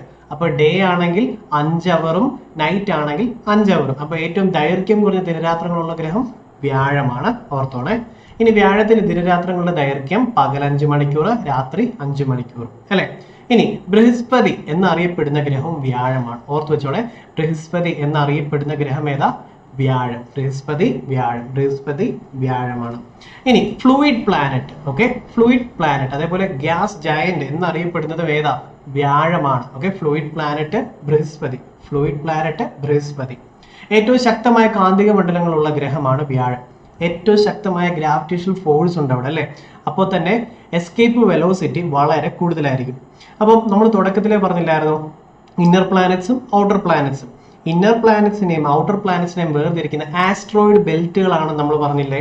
അപ്പം ഈ ആസ്ട്രോയിഡ് ബെൽറ്റിൽ നിന്നുള്ള ആസ്ട്രോയിഡ്സ്, കോമറ്റുകളൊക്കെ എർത്തിലേക്ക് വന്ന് വീഴുന്നതിൽ നിന്നും എർത്തിനെ പ്രൊട്ടക്ട് ചെയ്യുന്ന ഒരു ജോലി കൂടെ ഉണ്ട് ജൂപ്പിറ്ററിന്. എങ്ങനെയാണെന്നറിയോ? ആ ആസ്ട്രോയിഡ് ബെൽറ്റിൽ നിന്നുള്ള ആസ്ട്രോയിഡ്സിനെ, കോമറ്റ്സിനെ ഒക്കെ വലിച്ചെടുക്കും അല്ലെ, അട്രാക്ട് ചെയ്യും ഉള്ളിൽ നിന്ന് ഇങ്ങോട്ട്. കാരണം ഗ്രാവിറ്റേഷൻ ഫോഴ്സ് കൂടുതലായതുകൊണ്ട് തന്നെ നമ്മുടെ എർത്തിലേക്ക് വരുന്നത്, ഈ കൊമറ്റ്സുകളൊക്കെ വരുന്നത് വളരെ കുറവായിരിക്കും. അപ്പൊ ഗ്രാവിറ്റേഷൻ ഫോഴ്സ് കൂടുതലാണ് ജൂപ്പിറ്റർ എന്നുള്ളത് ഓർത്തോണം. ഇതും ഒരു AI ജനറേറ്റഡ് പിക്ചർ ആണ്. നമുക്ക് ഈ ഒരു കൺസെപ്റ്റ് കൂടുതലായിട്ടും മനസ്സിലാകാൻ വേണ്ടി. അപ്പൊ ഒന്നുകൂടെ ഞാൻ പറയാം, ഈ കണ്ടന്റ്സ് ഒക്കെ നിങ്ങൾക്ക് മനസ്സിലാകുന്നു, ഇത് നിങ്ങളെ ഹെൽപ്പ് ചെയ്യുന്നുണ്ട്. ഭാവിയിൽ ഇതേപോലത്തെ കണ്ടന്റ്സ് ഒക്കെ നിങ്ങൾക്ക് വേണമെങ്കിൽ ലൈക്ക് ചെയ്യുക, കമന്റ് ഇട്ട് നിങ്ങളുടെ അഭിപ്രായം പറയാൻ മറക്കരുത്. ഓക്കെ, അപ്പോ നമുക്ക് തിരിച്ചു വരാം. അപ്പൊ ഫ്ലൂയിഡ് പ്ലാനറ്റ് ആണ്, ബൃഹസ്പതിയാണ് വ്യാഴം. ഇത്രയും കിട്ടിയല്ലോ. ഏറ്റവും കുറഞ്ഞ ദിനരാത്രങ്ങളുള്ള ഗ്രഹവുമാണ് വ്യാഴം അല്ലെ. ഏറ്റവും ശക്തമായ കാന്തിക മണ്ഡലമുള്ള ഗ്രഹമാണ് വ്യാഴം. ഗുരുത്വാകർഷണം ഏറ്റവും കൂടുതലുള്ള ഗ്രഹമാണ് വ്യാഴം. അതുകൊണ്ട് തന്നെ ആസ്ട്രോയിഡ് ബെൽറ്റിൽ നിന്നുള്ള കൊമറ്റ്സിനെ പുള്ള് ചെയ്യുന്നു. എർത്തിലേക്ക് അപ്പോൾ വരുന്നത് കുറവായിരിക്കും കൊമറ്റ്സ് അല്ലെ. ഇനി ഏറ്റവും അധികം ഭാരം അനുഭവപ്പെടുന്ന ഗ്രഹവും വ്യാഴമാണ്. കാരണം എന്താ? അവിടുത്തെ ഗ്രാവിറ്റേഷൻ ഫോഴ്സ് കൂടുതലായതുകൊണ്ട് തന്നെ ഏറ്റവും കൂടുതൽ ഭാരം അനുഭവപ്പെടുന്നത് എവിടെയോട്ടായിരിക്കും? വ്യാഴത്തിലായിരിക്കും അല്ലെ.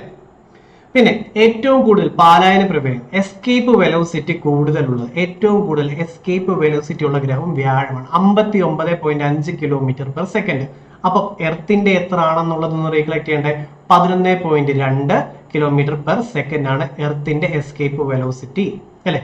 എർത്തിന്റെ എസ്കേപ്പ് വെലോസിറ്റി 11.2 ആണ്. റിപ്പീറ്റഡ് PYQ ആണ്. എന്നാൽ ജൂപ്പിറ്ററിന്റെ 59.5 ആണ്. ഏറ്റവും എസ്കേപ്പ് വെലോസിറ്റി ഉള്ള ഗ്രഹം ഏതാ? വ്യാഴമാണ് അല്ലെ. ഒരു മിനി സോളാർ സിസ്റ്റം തന്നെയാണ് നമ്മുടെ ഈ വ്യാഴം.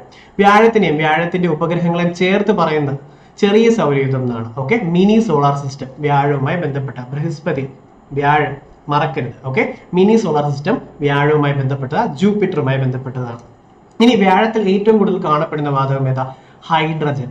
ഓർത്ത് വെച്ചോണേ, വ്യാഴത്തിൽ ഏറ്റവും കൂടുതൽ കാണപ്പെടുന്ന വാതകം ഹൈഡ്രജൻ ആണ്. വ്യാഴത്തിൽ ഹൈഡ്രജൻ ആണ്. ഗലീലിയൻ ഉപഗ്രഹങ്ങൾ എന്നറിയപ്പെടുന്ന ഗാനിമേഡ്, കാരണം എന്താ? ഗലീലിയോ കണ്ടുപിടിച്ചു, ഇത്രേ ഉള്ളൂ. ഗാനിമേഡ്, കാലിസ്റ്റോ, അയോ, യൂറോപ്പ, ലൂ ഒക്കെ ഏതിന്റെയാ? ഈ ജൂപ്പിറ്ററിന്റെ ഉപഗ്രഹങ്ങളാണെന്ന് ഓർത്തോണം. ഇത് ഇമ്പോർട്ടന്റ് ആ, പഠിച്ചു വെച്ചോണം. മെർക്കുറിക്കും വീനസിനും ഉപഗ്രഹങ്ങൾ ഇല്ല. ഓക്കെ അല്ലേ. മാർസിന്റെ ഓർമ്മയുണ്ടോ? മാർ ഫോട്ടോ എടുക്കുന്നത്, മാർ ഫോട്ടോ എടുക്കുന്നത് ഡെയ്മോസ്, ഫോബോസ് മാർസിന്റേതാണ്. ഓർത്ത് വെച്ചോളൂല്ലോ.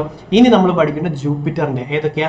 ഗാനിമേഡ് ഏറ്റവും വലിയ ഉപഗ്രഹമാണ്. നമ്മുടെ സോളാർ സിസ്റ്റത്തിലെ ഏറ്റവും വലുത് ഗാനിമേഡ് ആണ്. ഏറ്റവും ചെറുത് ഏതാ? ഡെയ്മോസ് ആണ്, നമ്മൾ ഓൾറെഡി പറഞ്ഞത് അല്ലെ. ഗാനിമേഡ്, കാലിസ്റ്റോ, അയോ, യൂറോപ്പ. ഗാനിമേഡ്, കാലിസ്റ്റോ, അയോ, യൂറോപ്പ. ഇത് ഓർത്ത് വെച്ച് റിപ്പീറ്റ് ചെയ്ത് പറയുവാണെങ്കിൽ തന്നെ നമുക്ക് ഓപ്ഷൻ ഇന്ന് കിട്ടിക്കോളും. അപ്പം ഗലീലിയൻ ഉപഗ്രഹങ്ങൾ, ജൂപ്പിറ്ററിന്റെ ഉപഗ്രഹങ്ങൾ എന്നറിയപ്പെടുന്നത് ഗാനിമേഡ്, കാലിസ്റ്റോ, അയോ ആൻഡ് യൂറോപ്പയാണ്. ഓക്കെ അല്ലേ? ഗലീലിയൻ ഉപഗ്രഹങ്ങൾ കണ്ടെത്തിയത് ആരാ? സ്വാഭാവികം, പേര് കിട്ടുമ്പോഴേ നമുക്ക് മനസ്സിലാവുമല്ലോ, ഗലീലിയോ ആണ്.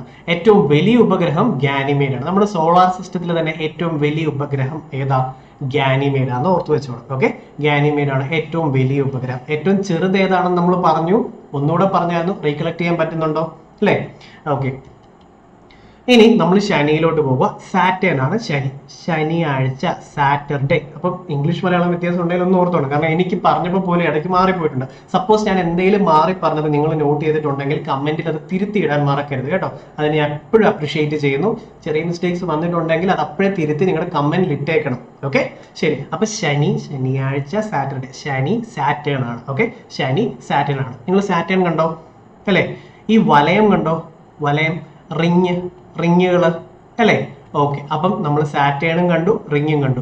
ഒത്തിരി ഒത്തിരി ഒത്തിരി ഉപഗ്രഹങ്ങൾ ഇവിടെ ഉണ്ട്. നിലവിൽ നമ്മുടെ ഈ സ്ലൈഡിൽ 145 പറഞ്ഞിട്ടുണ്ടെങ്കിൽ 2023 146 ഉപഗ്രഹങ്ങളാണ് സാറ്റേണിനുള്ളത്. അപ്പൊ ഏറ്റവും കൂടുതൽ ഉപഗ്രഹങ്ങളുള്ളത് PYQ ആണ് കേട്ടോ. ഏറ്റവും കൂടുതൽ നാച്ചുറൽ സാറ്റലൈറ്റ്സ് ഉള്ള ഏത് പ്ലാനറ്റ് ആണെന്ന് ചോദിച്ചാൽ ശനിയാണ്, സാറ്റേൺ ആണ്. നിലവിൽ 146 ആണ്. ഓക്കെ, നിലവിൽ 146. ഓക്കെ, അപ്പൊ അടുത്തതിലോട്ട് പോവാം. സൗരയൂഥത്തിലെ രണ്ടാമത്തെ വലിയ ഗ്രഹമാണ് ശനി. നമ്മൾ പറഞ്ഞു വലിപ്പത്തിന്റെ അടിസ്ഥാനത്തിൽ 1 വ്യാഴം, ജൂപ്പിറ്റർ ആണ്. 2 ശനിയാണ്, സാറ്റേൺ ആണ് അല്ലെ. ഗോൾഡൻ ജയന്റ് എന്നറിയപ്പെടുന്ന ഗ്രഹം ശനിയാണ്. ഗോൾഡൻ ജയന്റ് എന്ന് പഠിക്കാത്ത ഒരാളാണ് ഇത് കാണുന്നുണ്ടെങ്കിൽ എന്ത് ചെയ്യും? ജൂപ്പിറ്റർ ആണെന്ന് വിചാരിക്കാൻ ചാൻസ് ഉണ്ട്. അപ്പൊ അത് മനസ്സിൽ ഇപ്പോഴേ കളയണം. ഗോൾഡൻ ജയന്റ് ശനി, സാറ്റേൺ ആണ്. Golden giant Saturn, golden giant Saturn ആണ്. ഓക്കെ, ഈ പടം ഒന്ന് നോക്കിയേ, ഗോൾഡ് കളറിൽ ഇരിക്കുന്നു അല്ലെ. ഗോൾഡൻ ജയന്റ് ആണ് ഇത്, കാരണം രണ്ടാമത്തെ വലിയ പ്ലാനറ്റുമാണ്. ഗോൾഡൻ ജയന്റ് ആണ് ഇത്. ഓക്കെ അല്ലേ? ശരി. ഇനി സൂര്യനിൽ നിന്നുള്ള അകലം 9.5 ആസ്ട്രോണമിക്കൽ യൂണിറ്റ്. ഇതൊക്കെ അവിടെ ഇരുന്നുണ്ട്, അത് അഡീഷണൽ ആയിട്ടുള്ളത്, നമ്മളത് വായിച്ചു വിടുക മാത്രമേ ഉള്ളൂ. നഗ്നനേത്രങ്ങൾ കൊണ്ട് കാണാൻ കഴിയുന്ന ഏറ്റവും അകലെയുള്ള ഗ്രഹമാണ് ശനി. ഇമ്പോർട്ടന്റ് ആണ് അല്ലെ. ടെലിസ്കോപ്പ് അല്ലാതെ നഗ്നനേത്രങ്ങൾ, നമ്മുടെ കണ്ണുകൾ കൊണ്ട് തന്നെ കാണാൻ പറ്റുന്ന ഏറ്റവും ദൂരത്തുള്ളത്, അല്ലെങ്കിൽ കണ്ണുകൊണ്ട് കാണാൻ പറ്റുന്ന ഏറ്റവും ദൂരമുള്ള ഗ്രഹം ഏതാണെന്ന് ചോദിച്ചു കഴിഞ്ഞാൽ ശനിയാണ്, സാറ്റേൺ ആണ്. ഓർത്തോണം, ഗോൾഡൻ ജയന്റിനെയാണ് നമുക്ക് കണ്ണുകൊണ്ട് ഏറ്റവും ദൂരത്ത് കാണാൻ പറ്റുന്നത് അല്ലെ. കണ്ണുകൊണ്ട്, അത് കഴിഞ്ഞിട്ടുള്ളതിന് കണ്ണുകൊണ്ട് കാണാൻ പറ്റുന്നത് അതിന് ടെലിസ്കോപ്പ് വേണ്ടേ. അപ്പം കണ്ണുകൊണ്ട് കാണാൻ പറ്റുന്ന ഏറ്റവും ദൂരത്തുള്ള പ്ലാനറ്റ് ഏതാണെന്ന് വെച്ചാൽ സാറ്റേൺ ആണ്, ശനിയാണ്. ഓക്കെ, റോമക്കാരുടെ കൃഷിയുടെ ദേവന്റെ പേര് നൽകിയ ഗ്രഹമാണ് ശനി. ഓക്കെ, കൃഷിയുടെ ദേവൻ ശനി, കൃഷിയുടെ ദേവൻ ശനി. അപ്പം നമ്മൾ ചുമ്മാ ഒന്ന് ഓർത്ത് വയ്ക്കാൻ വേണ്ടി പറയാം.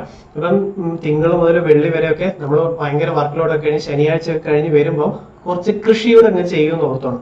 കാരണം കൃഷി ചെയ്ത് ഉപയോഗിക്കുന്ന പച്ചക്കറികളല്ലേ കുറച്ചുകൂടെ നല്ലത്, വിഷമൊന്നും ഇല്ലല്ലോ അതിൽ. അപ്പൊ ചുമ്മാ കണക്ട് ചെയ്യാൻ പറഞ്ഞ ശനിയാഴ്ച വന്ന് കൃഷി ചെയ്യുന്നു ചെറുതായിട്ട് അല്ലെ. കുഞ്ഞു തക്കാളി അല്ലെ, ഇച്ചിരി പഴമല്ലേ, ഇതൊക്കെ ഒന്ന് വളർത്തുന്നു, ചുമ്മാ ഒന്ന് ഓർത്താൽ മതി. അപ്പം ശനിയാഴ്ച കൃഷി ചെയ്യുന്നു.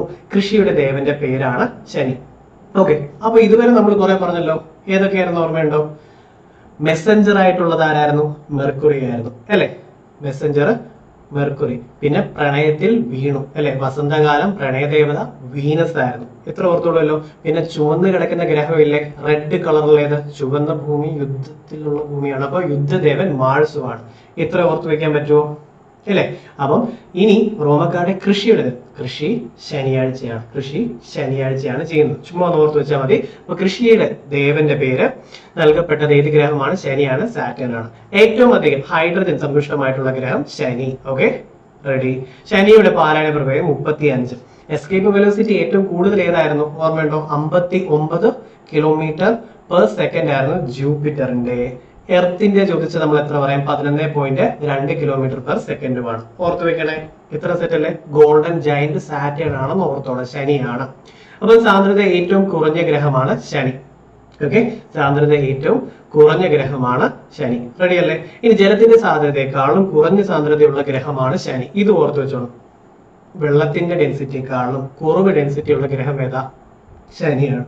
വെള്ളത്തിന്റെ ഡെൻസിറ്റിയെക്കാളും കുറവുള്ള ഡെൻസിറ്റി ഉള്ള ഗ്രഹം ശനിയാണ്. റെഡി അല്ലേ? ഇനി ശനി ഗ്രഹത്തിന്റെ വലയത്തിൽ കണ്ടുപിടിച്ചത് ആരാ? ഗലീലിയോ ഗലീലി ആണ്. വലയം മീൻസ് റിങ് അല്ലെ? സാറ്റേൺ ഹാസ് റിങ് ഇല്ലേ? റിങ് ആ റിങ് നമ്മൾ പടം കണ്ടിട്ടാ വന്നേ. ആ റിങ് പടലങ്ങളാലും പിന്നെ മഞ്ഞുകട്ടകളാലും നിർമ്മിതമാണ് ശനിയുടെ വലയം എന്ന് നിർവഹിച്ചത് വില്യം ഹെർഷലുമാണ്. ഇതൊന്ന് ഓർത്ത് വെച്ചാൽ മതി. ഓക്കെ, അപ്പൊ ഈ റിങ് എന്തൊക്കെയാ? പൊടിപടലങ്ങളും ഉണ്ട്, മഞ്ഞുകട്ടകളും ഉണ്ട്. ഓർത്ത് വെച്ചോളൂല്ലോ അല്ലെ? റെഡി. പിന്നെ ജലത്തെക്കാൾ ഡെൻസിറ്റി കുറവുള്ള ഗ്രഹം ഏതാ? അതും ശനിയാണ്. റെഡി. നിലവിൽ കണ്ടെത്തിയതിൽ വെച്ച് ഏറ്റവും കൂടുതൽ ഉപഗ്രഹങ്ങളുള്ളത് 145 അല്ലെ? 2023 146ആണ്. അപ്പൊ ഇത് കൂടിക്കൊണ്ടിരിക്കും. എന്നാൽ ഓർത്തോണം, ഏറ്റവും കൂടുതൽ ഉപഗ്രഹങ്ങളുള്ള ഗ്രഹം ഏതാ? സാറ്റേൺ, ശനി. ഏറ്റവും കൂടുതൽ ഉപഗ്രഹങ്ങളുള്ള ഏത് പ്ലാനറ്റ് ആണ്? ഗോൾഡൻ ജയന്റ് ആയിട്ടുള്ള ശനിയാണെന്ന് ഓർത്തോണം. വെള്ളത്തേക്കാൾ ഡെൻസിറ്റി കുറവായിട്ടുള്ള പ്ലാനറ്റ് ആയിട്ട് പറയുന്നത് ശനിയാണെന്ന് ഓർത്തോണം. ഓക്കെ അല്ലേ? ഇത് ഓർത്ത് വെച്ചോളൂല്ലോ. ഏറ്റവും കൂടുതൽ ഉപഗ്രഹങ്ങളുള്ളത് സാറ്റേൺ ആണ്. ഓക്കെ, ശരി. ഇനി ശനിയുടെ പ്രധാന ഉപഗ്രഹങ്ങൾ ഒന്ന് ഓർത്ത് വെച്ചോണം. Titan, okay, Titan, Prometheus, Atlas, Helene, Pandora, Mimas, Rhea, Tethys etcetera ഇതെല്ലാം ശനിയുടേതാണ്. ഇതിലെ ഇമ്പോർട്ടന്റ് ആയിട്ട് ടൈറ്റനെ ഓർത്ത് വെച്ചാൽ മതി. സാറ്റേൺ, ടൈറ്റൻ അല്ലെ?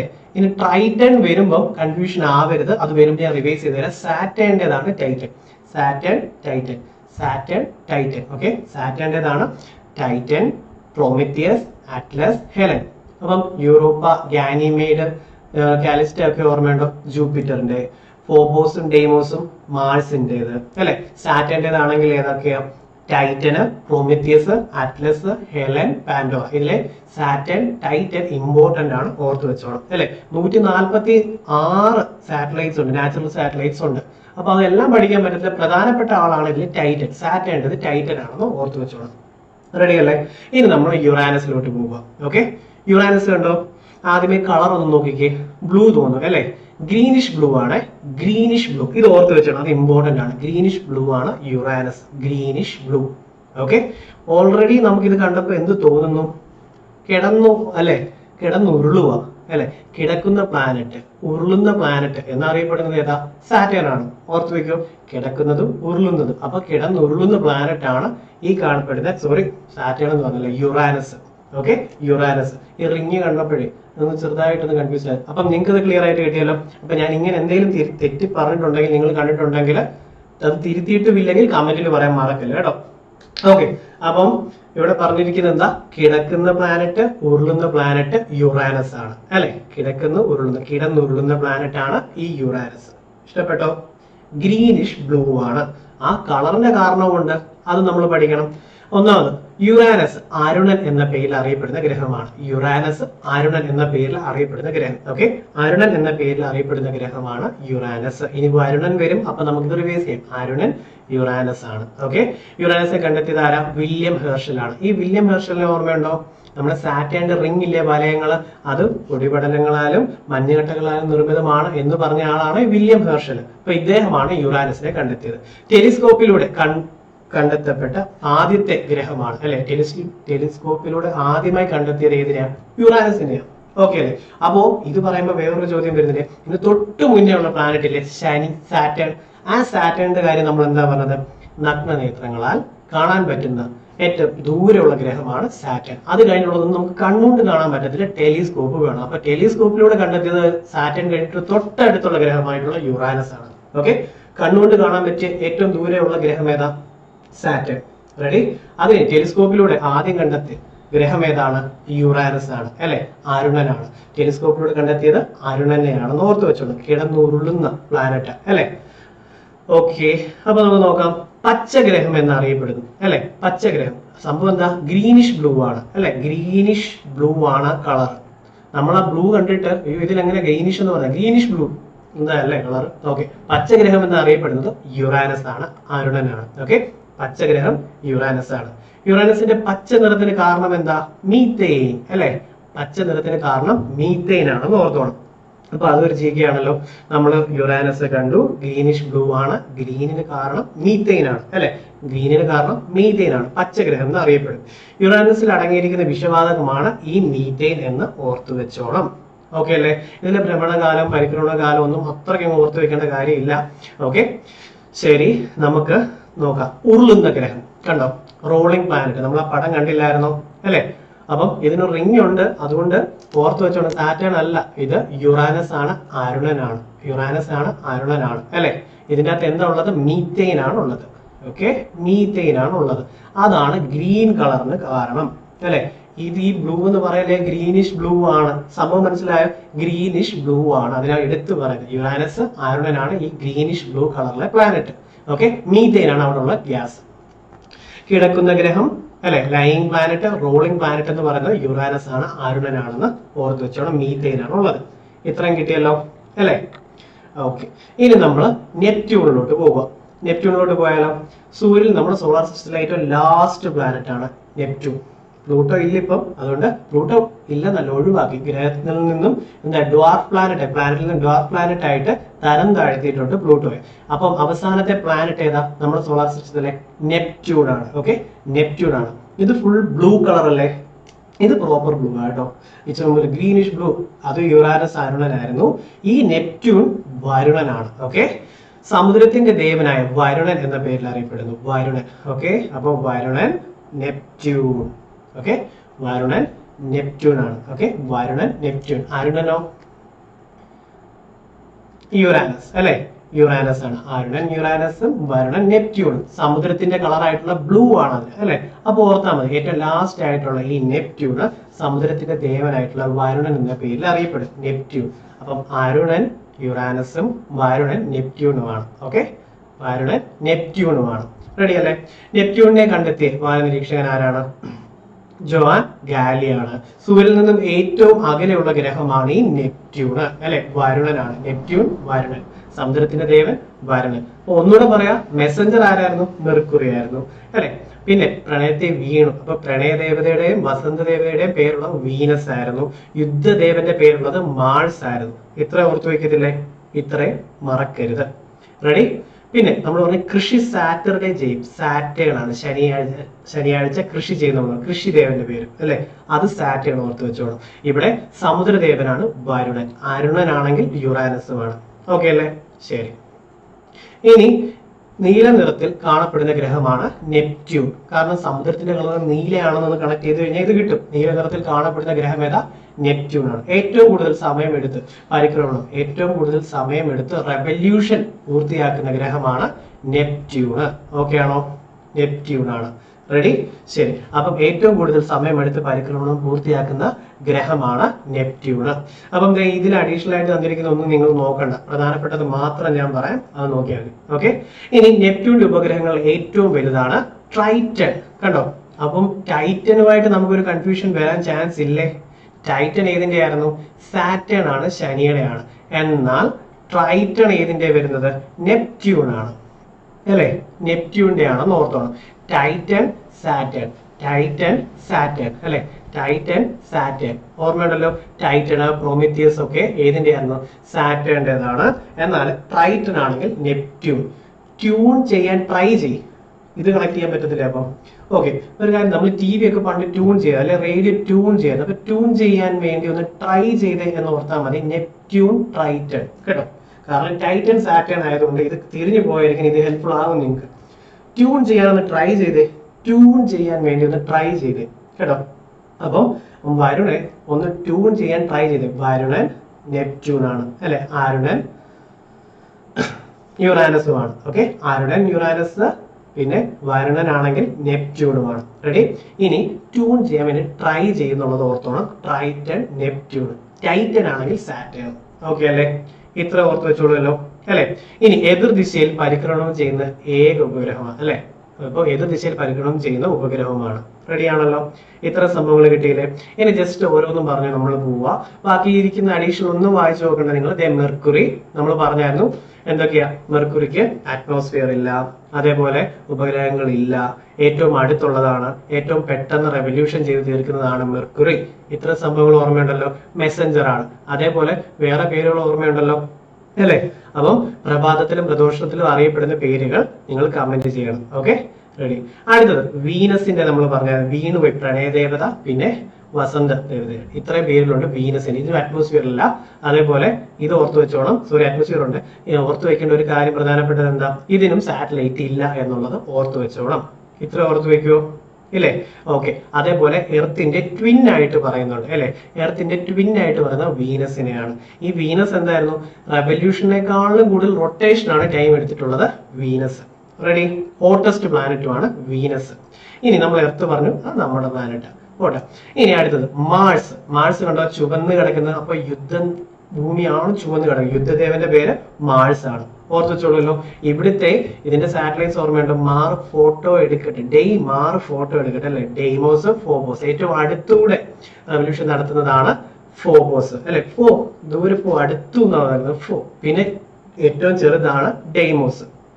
ഓക്കെ അല്ലെ. പിന്നെ നമ്മൾ പറഞ്ഞു ജൂപ്പിറ്റർ ആണ്. ജൂപ്പിറ്ററിന്റെ സാറ്റലൈറ്റ് ആയിട്ടുള്ള ഗാനിമേഡ് ആണ് ഏറ്റവും വലിയ സാറ്റലൈറ്റ്. നമ്മുടെ സോളാർ സിസ്റ്റത്തിലെ തന്നെ ഏറ്റവും വലിയ സാറ്റലൈറ്റ് ഗാനിമേഡ് ആണെന്ന് ഓർത്ത് വെച്ചോണം. ഓക്കെ അല്ലേ? അതേപോലെ എസ്കേപ്പ് വെലോസിറ്റി ഏറ്റവും കൂടുതലും ജൂപ്പിറ്റർ ആണ് അല്ലെ. Ready ready ready. ഇനി നമ്മൾ സാറ്റേൺ പറഞ്ഞായിരുന്നു, ഈ റിങ്ങുകൾ പറഞ്ഞു. 146ഓളം സാറ്റലൈറ്റ്സ് ഉണ്ട് സാറ്റേണിന്. സാറ്റേണിന്റെ ഒരു സാറ്റലൈറ്റ് ഓർമ്മയുണ്ടോ? ടൈറ്റൻ ആണ് അല്ലെ. ടൈറ്റൻ ആണെന്നും ഓർത്ത് വെച്ചോണം. ഇത്രയും റെഡി അല്ലേ? അതുപോലെ സാറ്റർന്റെ കൃഷി, അപ്പൊ കൃഷിദേവന്റെ പേരും ഓർത്ത് വെച്ചോളൂല്ലോ. റെഡി? പിന്നെ നമ്മൾ പറഞ്ഞു യുറാനസ് ആണ്. യുറാനസ് ആരുണൻ അല്ലെ. യുറാനസ് ആരുണനാണെന്ന് ഓർത്തോണം. അതേപോലെ ഗ്രീനിഷ് ബ്ലൂ ആണ്. ഗ്രീൻ കളറിന്റെ കാരണം എന്താ? മീതെയിൻ ഉള്ളത് കൊണ്ടാണെന്നും ഓർത്ത് വെച്ചോണം. ഓക്കെ. യുറാനസിന്റെ പിന്നെ നമ്മൾ പറഞ്ഞ എന്താ? റോളിംഗ് പ്ലാനറ്റ് ആണ് അല്ലെ. ലൈൻ പ്ലാനറ്റ് ആണെന്ന് പറഞ്ഞതും യുറാനസ് ആണെന്ന് ഓർത്തോണം. പിന്നെ നെപ്റ്റ്യൂൺ പറഞ്ഞില്ലേ, സൂര്യനിൽ നിന്നും ഏറ്റവും ദൂരെയുള്ള പ്ലാനറ്റ് ആണ് നെപ്റ്റ്യൂൺ. ട്യൂൺ ചെയ്യാൻ വേണ്ടി ട്രൈ ചെയ്ത ട്രൈറ്റനും ഒക്കെ ഓർത്ത് വെക്കും, വരുണനും ഓർത്തോണം അല്ലെ. വരുണെ ട്യൂൺ ചെയ്യാൻ വേണ്ടി ട്രൈ ചെയ്ത നെപ്റ്റ്യൂൺ, ട്രൈറ്റൺ എന്നും ഓർത്ത് വെച്ചോണം. ഓക്കെ അല്ലെ. അതൊരു സമുദ്രദേവന്റെ പേരാണ് നെപ്റ്റ്യൂൺ ഉള്ളത്. അപ്പൊ പ്ലാനറ്റ്സിനെ പറ്റി നല്ല കുറെ ഐഡിയ നിങ്ങൾക്ക് കിട്ടിയില്ലേ ഇല്ലേ? ഇനി കുള്ളൻ ഗ്രഹങ്ങളെ പറ്റിയുള്ള ജസ്റ്റ് കുറച്ച് കാര്യം പറഞ്ഞുവിടാം. പ്രധാനപ്പെട്ടത് മാത്രം മതി നമുക്കിവിടെ. സൗരയൂഥത്തിൽ കുള്ളൻ ഗ്രഹങ്ങളുണ്ട് അല്ലെ. അപ്പം പ്ലൂട്ടോ ആദ്യം വന്നു. പണ്ട് നമ്മൾ പ്ലാനറ്റ് ആയിട്ട് സ്കൂളിലൊക്കെ പഠിച്ചതാണ് പ്ലൂട്ടോ എങ്കിൽ ഇപ്പം കുള്ളൻ ഗ്രഹമാണ്, ഡ്വാർഫ് പ്ലാനറ്റ് ആണ് ഈ Pluto. Okay. Pluto, Eris, Ceres, Haumea, Makemake. കണ്ടോ? അതിലെ ഏറ്റവും വലിയ കുള്ളൻ ഗ്രഹമാണ് എറിസ്. അപ്പൊ ഇവരുടെ പടം നമുക്ക് നോക്കാം. നോക്കിക്കേ, പ്ലൂട്ടോ, എറിസ്. ഏറ്റവും വലിയ കുള്ളൻ ഗ്രഹം ഏതാ? എറിസ് ആണ്. ഏറ്റവും വലിയ കുള്ളൻ ഗ്രഹം ഏതാ? എറിസ് ആണെന്ന് ഓർത്തോണം. നമ്മൾ പ്ലൂട്ടോ ആണോ എന്ന് കൺഫ്യൂസ്ഡ് ആയി പോവരുത്. അതുകൊണ്ട് ഏറ്റവും വലിയ കുള്ളൻ ഗ്രഹം എറിസ് ആണ്. പിന്നെ ഹൗമിയ, മേക്ക്, സിറസ്. കണ്ടല്ലോ? ഇത് നമ്മുടെ മൂണുമായിട്ടാണ് കമ്പയർ ചെയ്തേക്കുന്നത്. മൂൺ എന്താണ്? ആക്ച്വലി ഒരു ഉപഗ്രഹമാണ്, സാറ്റലൈറ്റ് ആണ് അല്ലെ. നമ്മുടെ എർത്തിന്റെ സാറ്റലൈറ്റ്. പക്ഷെ ഇതെല്ലാം ഡാർക്ക് പ്ലാനറ്റ് ആണ്. മൂണിനേക്കാളും ചെറുത് എറിസ് അല്ലെ. Dwarf planet. ഏറ്റവും വലിയ ഡാർക്ക് പ്ലാനറ്റ് ഏതാ? എറിസ് ആണെന്ന് ഓർത്തോണം. ഏറ്റവും വലിയ ഡാർക്ക് പ്ലാനറ്റ് ഏതാ? എറിസ് ആണ്. ഡാർക്ക് പ്ലാനറ്റുകളിൽ എറിച്ച് നിൽക്കുന്നത് എറിസ് ആണ്. ഡാർക്ക് പ്ലാനറ്റുകളിൽ എറിച്ച് നിൽക്കുന്നത് എറിസ് ആണെന്ന് ഓർത്തോണം. ഓക്കെ അല്ലേ? ഏറ്റവും വലിയ കുള്ളഗ്രഹമാണ് എറിസ്. ഓക്കെ. ഇനി എറിസിനെ ചുറ്റുന്ന ആകാശഗോളമാണ് ഡിനോമിയ. ഒന്ന് അറിഞ്ഞു വെച്ചാൽ മതി, ഡിനോമിയ. എറിസിനെ കണ്ടുപിടിച്ചത് ആരാ? മൈക്ക് ബ്രൗൺ ആണ്. Okay, Mike Brown. അപ്പൊ എറിസ് ആണ് ഏറ്റവും വലിയ കുള്ളൻ ഗ്രഹം. എറിസ് ആണ് ഏറ്റവും വലിയ കുള്ളൻ ഗ്രഹം. ഓക്കെ. അപ്പൊ പ്ലൂട്ടോയുടെ കുറച്ച് ചോദ്യങ്ങൾ ചോദിച്ചിട്ടില്ലേ ക്വസ്റ്റ്യൻ പേപ്പറിൽ? അത് പഠിക്കണ്ടായ. പ്ലൂട്ടോയെ കുള്ളൻ ഗ്രഹമായിട്ട്, ഡ്വാർഫ് പ്ലാനറ്റ് ആയിട്ട് തരം താഴ്ത്തത് 2006 ഓഗസ്റ്റ് 24. ഇതും PYQ ആണ്, ചോദിച്ചിട്ടുണ്ട്. ഓക്കെ, ഇനിയും ചോദിക്കും. അപ്പൊ പ്ലൂട്ടോയെ കുള്ളൻ ഗ്രഹമായി തരം താഴ്ത്തിയത് 2006 ഓഗസ്റ്റ് 24. ഓക്കെ, അപ്പൊ പ്ലൂട്ടോയെ കുള്ളൻ ഗ്രഹമായി തരം താഴ്ത്തിയത് 2006 ഓഗസ്റ്റ് 24. 2006 ഓഗസ്റ്റ് 24 ഓർത്തു വെച്ചോണം. ഏറ്റവും വലിയ കുള്ളഗ്രഹം ഏതാ? എറിച്ച് നിൽക്കുന്ന എറിസ് ആണെന്നും ഓർത്തോണം കേട്ടോ. പ്ലൂട്ടോയുടെ ഗ്രഹപദവി നഷ്ടപ്പെടാൻ കാരണം എന്താണെന്നറിയോ? അതിന് നെപ്റ്റ്യൂണിന്റെ, നമ്മൾ പറഞ്ഞില്ലേ, നെപ്റ്റ്യൂണിന്റെ ഭ്രമണപഥം മുറിച്ചു കിടക്കുന്നുണ്ട്. അത് മാത്രമല്ല, സ്വന്തം ഉപഗ്രഹമായ ഷാരോണിനെ ചുറ്റുന്നതിനാലുമാണ് ഈ പ്ലൂട്ടോയെ ഗ്രഹപദവി നഷ്ടപ്പെടാൻ കാരണമായത്. അത് ഏത് വർഷമാ? 2006 ഓഗസ്റ്റ് 24. അപ്പം നമ്മുടെ കുള്ളഗ്രഹങ്ങളെ പറ്റി നിങ്ങൾക്ക് നല്ലൊരു ഐഡിയ കിട്ടിയോ? ഇല്ലേ? ഓക്കെ. അന്തർ സൗരയൂഥത്തിൽ സ്ഥിതി ചെയ്യുന്ന ഏക കുള്ളഗ്രഹമാണ് സിറസ്. ഓക്കെ, അന്തർ സൗരയൂഥത്തിൽ സ്ഥിതി ചെയ്യുന്ന ഏക കുള്ളഗ്രഹമാണ് സിറസ്.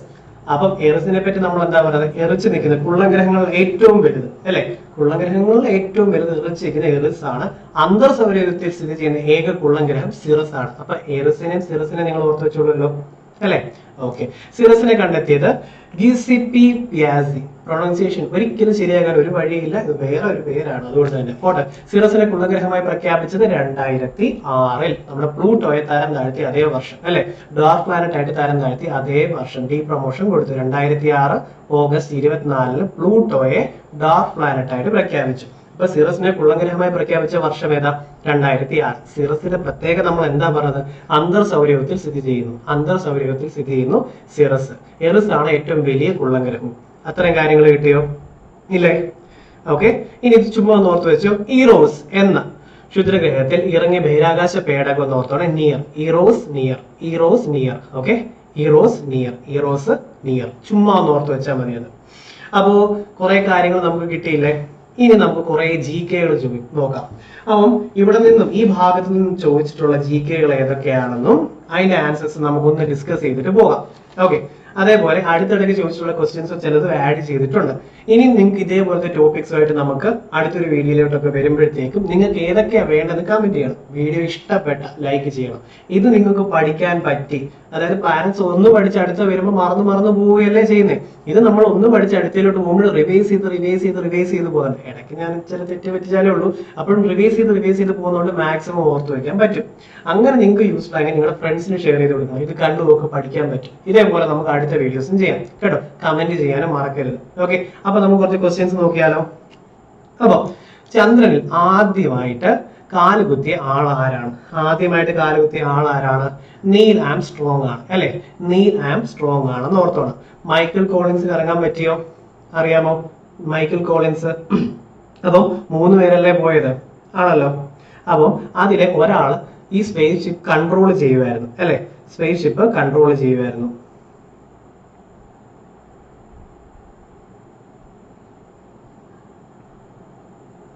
ഓക്കെ. അതുകൊണ്ട് തന്നെ 2 പേർക്ക് ഇറങ്ങാൻ പറ്റുള്ളൂ. അപ്പം റെഡി അല്ലേ? അപ്പം നീൽ ആംസ്ട്രോങ് ആദ്യവും രണ്ടാമത് ബസ് ആൽഡ്രിനുമായിരുന്നു അല്ലെ. നീൽ ആംസ്ട്രോങ് ആദ്യം, രണ്ടാമത് ബസ് ആൽഡ്രിനുമായിരുന്നു. മൈക്കിൾ കോളിൻസിന് ഇറങ്ങാൻ പറ്റിയിട്ടില്ല. അപ്പൊ അത് അദ്ദേഹത്തിന് ഭയങ്കരമായിട്ട് മാനസികമായിട്ടൊരു ക്ഷതം സംഭവിച്ചു. പിന്നെ ഡിപ്രഷനിലൊക്കെ ആയി എന്നുള്ള കുറെ വീഡിയോസ് ഒക്കെ കണ്ടിട്ടുണ്ട്. എന്താന്ന് വെച്ചാൽ അദ്ദേഹത്തിന് ഇറങ്ങാൻ പറ്റില്ല. അദ്ദേഹം ഇരുന്നാലേ അത് കൺട്രോൾ ചെയ്യാൻ പറ്റത്തുള്ളൂ. അദ്ദേഹത്തിന്റെ ഡ്യൂട്ടി അതായതുകൊണ്ട് അദ്ദേഹം അത് ചെയ്തു. പക്ഷെ ഇറങ്ങിയ ഒരു നീൽ ആംസ്ട്രോങ്ങും ബസ് ആൽഡ്രിനുമായിരുന്നു ഓർത്തോണം. ഓക്കെ. 1969 മൈക്കിൾ കോളിൻസിന് ഇറങ്ങാൻ പറ്റില്ല. ഒന്ന് ഓർത്ത് വെച്ചാൽ മതി. അതെ. അടുത്തതിലോട്ട് പോവാം. ചുവന്ന ഗ്രഹം എന്നറിയപ്പെടുന്ന ഗ്രഹം ഏതാണ്? ചുവന്നത് നമ്മൾ ഇപ്പൊ പഠിച്ചിട്ട് വന്നതല്ലേ ഉള്ളൂ. ഏതാണ് ചുവന്ന ഗ്രഹം എന്നറിയപ്പെടുന്നത്? ചൊവ്വയാണ് അല്ലെ. ചൊവ്വ ആണ് ചുവന്ന ഗ്രഹം. കാരണം യുദ്ധദേവന്റെ പേരാണ്. യുദ്ധഭൂമി ചുവന്ന് കിടക്കും അല്ലെ. ഇത് 2018 ക്വസ്റ്റ്യൻ. ഇതെല്ലാം പ്രീവിയസ് ഇയർ ചോദ്യങ്ങളാണ് കേട്ടോ. പ്രീവിയസ് ഇയർ ക്വസ്റ്റ്യൻസ് ആണ്. ഇതും 2018 ചോദ്യമാണ്. ഇതും 2018 ചോദ്യമാണ്. ഇനി അടുത്തത്, സൗരയൂഥത്തിലെ ഏറ്റവും വലിയ ഗ്രഹം ഏതാണ്? സൗരയൂഥത്തിലെ ഏറ്റവും വലിയ ഗ്രഹം ഏതാ? വ്യാഴമാണ് അല്ലെ. 2018 ചോദ്യം. ഏറ്റവും വലിയ ഗ്രഹം വ്യാഴം. ഓർത്തു വെച്ചോളൂല്ലോ. നമുക്കറിയാലോ ജൂപ്പിറ്റർ ആണ് ഏറ്റവും വലുത്. രണ്ടാമത്തേത് സാറ്റൻ, ശനിയാണ്. ഇനി ഒരു നിശ്ചിത പാതയിലൂടെ സൂര്യനെ വലം വയ്ക്കുന്ന ആകാശഗോളങ്ങൾ എന്ത് പേരിൽ അറിയപ്പെടും? എന്ത് പേരിൽ അറിയപ്പെടുക? ഗ്രഹങ്ങളാണത്. ഓക്കെ. ഇത് ഗ്രഹങ്ങളാണ്. ഇതും 2018 ചോദ്യമാണ്. ഓക്കെ. 2018 ചോദ്യം. ഗ്രഹങ്ങൾ. ഇനി ഭൂമി അച്ചുതണ്ടിൽ സ്വയം കറങ്ങുന്നതിനെ എന്ത് പറയും അല്ലെ? അതിനെ എന്താ പറയുക? ഭ്രമണം എന്ന് പറയും. റൊട്ടേഷൻ. ഭ്രമണം റൊട്ടേഷൻ ആണ് അല്ലെ. പരിക്രമണം എന്താ? റെവല്യൂഷനുമാണെന്ന് ഓർത്തു വെച്ചോളാം. ഇനി ചന്ദ്രനിലുള്ള പ്രകാശം ഭൂമിയിലെത്താൻ വേണ്ട സമയം എത്ര? നമ്മൾ പറഞ്ഞത് മൂണിൽ നിന്നും എർത്തിലേക്ക് എത്താൻ 1.3 സെക്കൻഡേ എടുക്കത്തുള്ളൂ അല്ലെ. 1.3 സെക്കൻഡ് ആണ് എടുക്കുന്നത്. ഓക്കെ. സൗരയൂഥത്തിലെ ഏത് ഗ്രഹത്തിന്റെ ഉപഗ്രഹമാണ് ടൈറ്റൻ? ഓർമ്മയുണ്ടോ? ടൈറ്റൻ ഏതിന്റെ ആയിരുന്നു? ശനിയുടേതാണ് അല്ലെ. ടൈറ്റൻ ശനിയുടേതാണ്. അപ്പൊ ട്രൈറ്റൻ ഓർമ്മയുണ്ടോ? ട്രൈ ചെയ്തേ അല്ലെ. ട്യൂൺ ചെയ്യാൻ വേണ്ടി നെപ്റ്റ്യൂൺ ട്രൈറ്റൻ ആണ്. ഓക്കെ. ശനി ഓർത്തോണം. ടൈറ്റൻ. ശനി ടൈറ്റൻ. ഓക്കെ. ഇനി സൂര്യപ്രകാശം ഭൂമിയിൽ എത്താൻ എടുക്കുന്ന സമയം എത്ര? 8 മിനിറ്റ് 20 സെക്കൻഡ് എന്നും തരും, അല്ലെങ്കിൽ 500 സെക്കൻഡ് എന്നും തരും അല്ലെ. 500 സെക്കൻഡ്. മൂണിൽ നിന്നും എർത്തിൽ എത്താൻ വേണ്ടി എത്ര സെക്കൻഡ് എടുക്കും ലൈറ്റിന്? 1.3 സെക്കൻഡ് ആണ്. എന്നാൽ സൂര്യനിൽ നിന്നും എർത്തിലേക്ക് എത്താൻ വേണ്ടി 500 സെക്കൻഡും എടുക്കും. ഓക്കെ. അടുത്തത്, സൗരയൂഥത്തിലെ ഏറ്റവും വലിയ ഉപഗ്രഹം ഏതാണ്? നമ്മളത് പഠിച്ചിട്ടല്ലേ വന്നത്. ഏറ്റവും വലിയ ഉപഗ്രഹം ഏതാ? ഗാനിമേഡ് ആണ് അല്ലെ. ഗാനിമേഡ് ഏതിന്റെയാ? ജൂപ്പിറ്റർ അല്ലെ. ജൂപ്പിറ്റർ വ്യാഴത്തിൻ്റെതാണ് ഗാനിമേഡ്. ഓർത്തു വെച്ചോളൂല്ലോ. ഇതിലെ ടൈറ്റൻ ഏതിന്റെ ആയിരുന്നു? സാറ്റേൺ ആണ് അല്ലെ. ഫോബോസ് അല്ലെ, ഏറ്റവും അടുത്തൂടെ റെവല്യൂഷൻ നടത്തുന്ന സാറ്റലൈറ്റ് ആണ് ഫോബോസ്. ഏതിന്റെ? മാഴ്സിന്റെ അല്ലെ.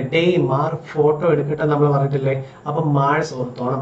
ഗാനിമീഡ് ആണ് ഏറ്റവും വലുത്. ഓക്കെ, ഏറ്റവും ചെറുത് ഡെയ്മോസുമാണ്. ഓക്കെ, ഇനി സൂര്യനോട് ഏറ്റവും അടുത്ത് കിടക്കുന്ന ഗ്രഹം ഏതാണ്? ഏറ്റവും അടുത്ത് കിടക്കുന്ന ഗ്രഹം ഏതാ?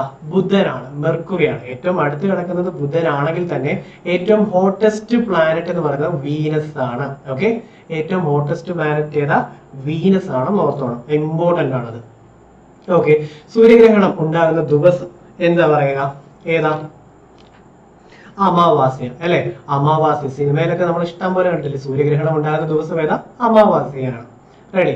രാത്രിയിൽ ചന്ദ്രൻ കഴിഞ്ഞാൽ ഏറ്റവും തിളക്കമേറിയ ആകാശഗോളം ഏതാണ്? ഏറ്റവും തിളക്കമേറിയ ആകാശഗോളം ഏതാ? ശുക്രനാണ് അല്ലെ. ഏറ്റവും തിളക്കം മേറിയ ആകാശഗോളം ഏതാ? ശുക്രനാണെന്ന് ഓർത്തു വെച്ചോളല്ലോ അല്ലെ. അപ്പം ഏറ്റവും തിളക്കമേറിയത് ശുക്രൻ. ഇത് പറഞ്ഞപ്പോഴേ ഓർത്തത്, നമ്മൾ ഭൂമിയോട് ഏറ്റവും അടുത്തുള്ള സ്റ്റാർ ഏതാണ്, നക്ഷത്രം ഏതായിരുന്നു ചോദിച്ചത് ഓർമ്മയുണ്ടോ? സൺ ആണ് അല്ലെ. എന്നാൽ നമ്മൾ സോളാർ സിസ്റ്റത്തിനോട് ഏറ്റവും അടുത്തുള്ളത് ഏതായിരുന്നു? പ്രോക്സിമ സെഞ്ചുറി ആയിരുന്നു. നമ്മൾ പടം കണ്ട് പഠിച്ചതാ. ഓക്കെ, ഓർത്തു വെക്കുമല്ലോ. അപ്പൊ അടുത്തൊരു സെറ്റ് കൂടെ നമുക്ക് നോക്കിയാലോ അല്ലെ. ഇതൊക്കെ 2015, 2013, 2016 ചോദ്യങ്ങളാണ്. ഗ്രഹങ്ങളുടെ ചലന നിയമങ്ങൾ ആവിഷ്കരിച്ചത് ആരാണ്? കെപ്ലർ ആണ് അല്ലെ. ഗ്രഹങ്ങളുടെ ചലന നിയമങ്ങൾ ആവിഷ്കരിച്ചത് ആരാ? കെപ്ലർ. ഗ്രഹങ്ങളുടെ ചലന നിയമങ്ങൾ ആവിഷ്കരിച്ചത് കെപ്ലർ ആണ്. അപ്പൊ നമ്മൾ കണ്ടിട്ട് ഇല്ലാത്ത ക്വസ്റ്റ്യൻസും ഇവിടെ വരുന്നുണ്ട്, പഠിച്ചു വെച്ചോണം കേട്ടോ. ഇനി നവഗ്രഹങ്ങളിൽ നിന്നും ഒഴിവാക്കിയ ഗ്രഹം ഏതാ? പ്ലൂട്ടോയാണ് അല്ലെ. 2006 ഓഗസ്റ്റ് 24 അല്ലെ. അപ്പം അതിന്റെ ഡ്വാർഫ് പ്ലാനറ്റ് ആയി മാറി. ഓക്കെ, ഇനി നാളുകൾ കണക്കാക്കുന്നതിന് താഴെ പറയുന്നതിൽ ഏതിന് സഞ്ചാരവുമായി ബന്ധപ്പെട്ടിട്ടുണ്ട്? അപ്പൊ നാളുകൾ കണക്കാക്കുന്നതിന് താഴെ പറയുന്നതിൽ ഏതിന് സഞ്ചാരവുമായി ബന്ധപ്പെട്ടിട്ടുള്ളത് ഏതാ? ചന്ദ്രനാണ് അല്ലെ. ചന്ദ്രൻ. ഇത് ഓർത്തു വെച്ചോണം, ഇമ്പോർട്ടന്റ്. നാളുകൾ കണക്കാക്കുന്ന ചന്ദ്രൻ, മറക്കല്ലേ. ഇനി പൂർണ്ണ ചന്ദ്രഗ്രഹണം ഉണ്ടാകുന്നത് എപ്പോഴാണ്? പൂർണ്ണ ചന്ദ്രഗ്രഹണം ഉണ്ടാകുന്നത് എപ്പോഴാ? പൗർണമി നാളിൽ. അമാവാസ്യ ഓർത്തോണം, ചന്ദ്രഗ്രഹണം പൗർണമി നാളിലാണെന്ന് ഓർത്തോണം. അപ്പൊ അമാവാസ്യ ഓർമ്മയുണ്ടല്ലോ അല്ലെ. ഇനി ചന്ദ്രഗ്രഹണമാണെങ്കിൽ പൗർണമി നാളിലുമാണ്. റെഡി. ഇനി സെലിനോഗ്രഫി എന്നാൽ എന്താണ്? സെലിനോഗ്രഫി എന്ന് പറഞ്ഞു കഴിഞ്ഞാൽ എന്തുമായി ബന്ധപ്പെട്ടതാ? ചന്ദ്രനെ കുറിച്ചുള്ള പഠനമാണ് സെലിനോഗ്രഫി. ഇതും റിപ്പീറ്റഡ് ആയിട്ടുള്ള ചോദ്യം, റിപ്പീറ്റഡ് ആയിട്ട് ഇഷ്ടം പോലെ ചോദിച്ചിട്ടുണ്ട്. ഓക്കെ, യുറാനസിന്റെ ഒരു ഉപഗ്രഹം ഈ കൂട്ടത്തിൽ ഏതാണ്? യുറാനസിന്റെ നമ്മൾ പറഞ്ഞില്ലേ, അപ്പൊ യുറാനസിന്റെ കൂട്ടത്തിലെ ഇതിലേതാ? മിറാൻഡയാണ്. Okay, Uranus, Miranda. യുറാനസിനെ നമ്മൾ അധികം ഡിസ്കസ് ചെയ്തില്ല അല്ലെ. ഓക്കെ, അപ്പൊ മിറാൻഡ ആണെന്ന് ഓർത്തോണം. യുറാനസ് ആണെങ്കിൽ അരുണൻ അല്ലെ. യുറാനസ് ആണെങ്കിൽ അരുണനാണ്. ഓക്കെ, അതേപോലെ റോളിംഗ് ലൈങ് പ്ലാനറ്റ് യുറാനസ് ആണ്, മീത്തേൻ ഉണ്ട്. യുറാനസ് ആണ്, അരുണനാണ്, Miranda. Okay, Miranda, Arunan, Miranda. ഓർത്ത് വെച്ചോളൂല്ലോ മിറാൻഡ. ഗാനിമേഡ് ഒക്കെ ഓർത്തോളൂ. ഏറ്റവും വലിയ ഉപഗ്രഹമാണ് അത്, ജൂപ്പിറ്ററിന്റേതുമാണ് അല്ലെ. അപ്പൊ യുറാനസിന്റെ ഉപഗ്രഹം മിറാൻഡ.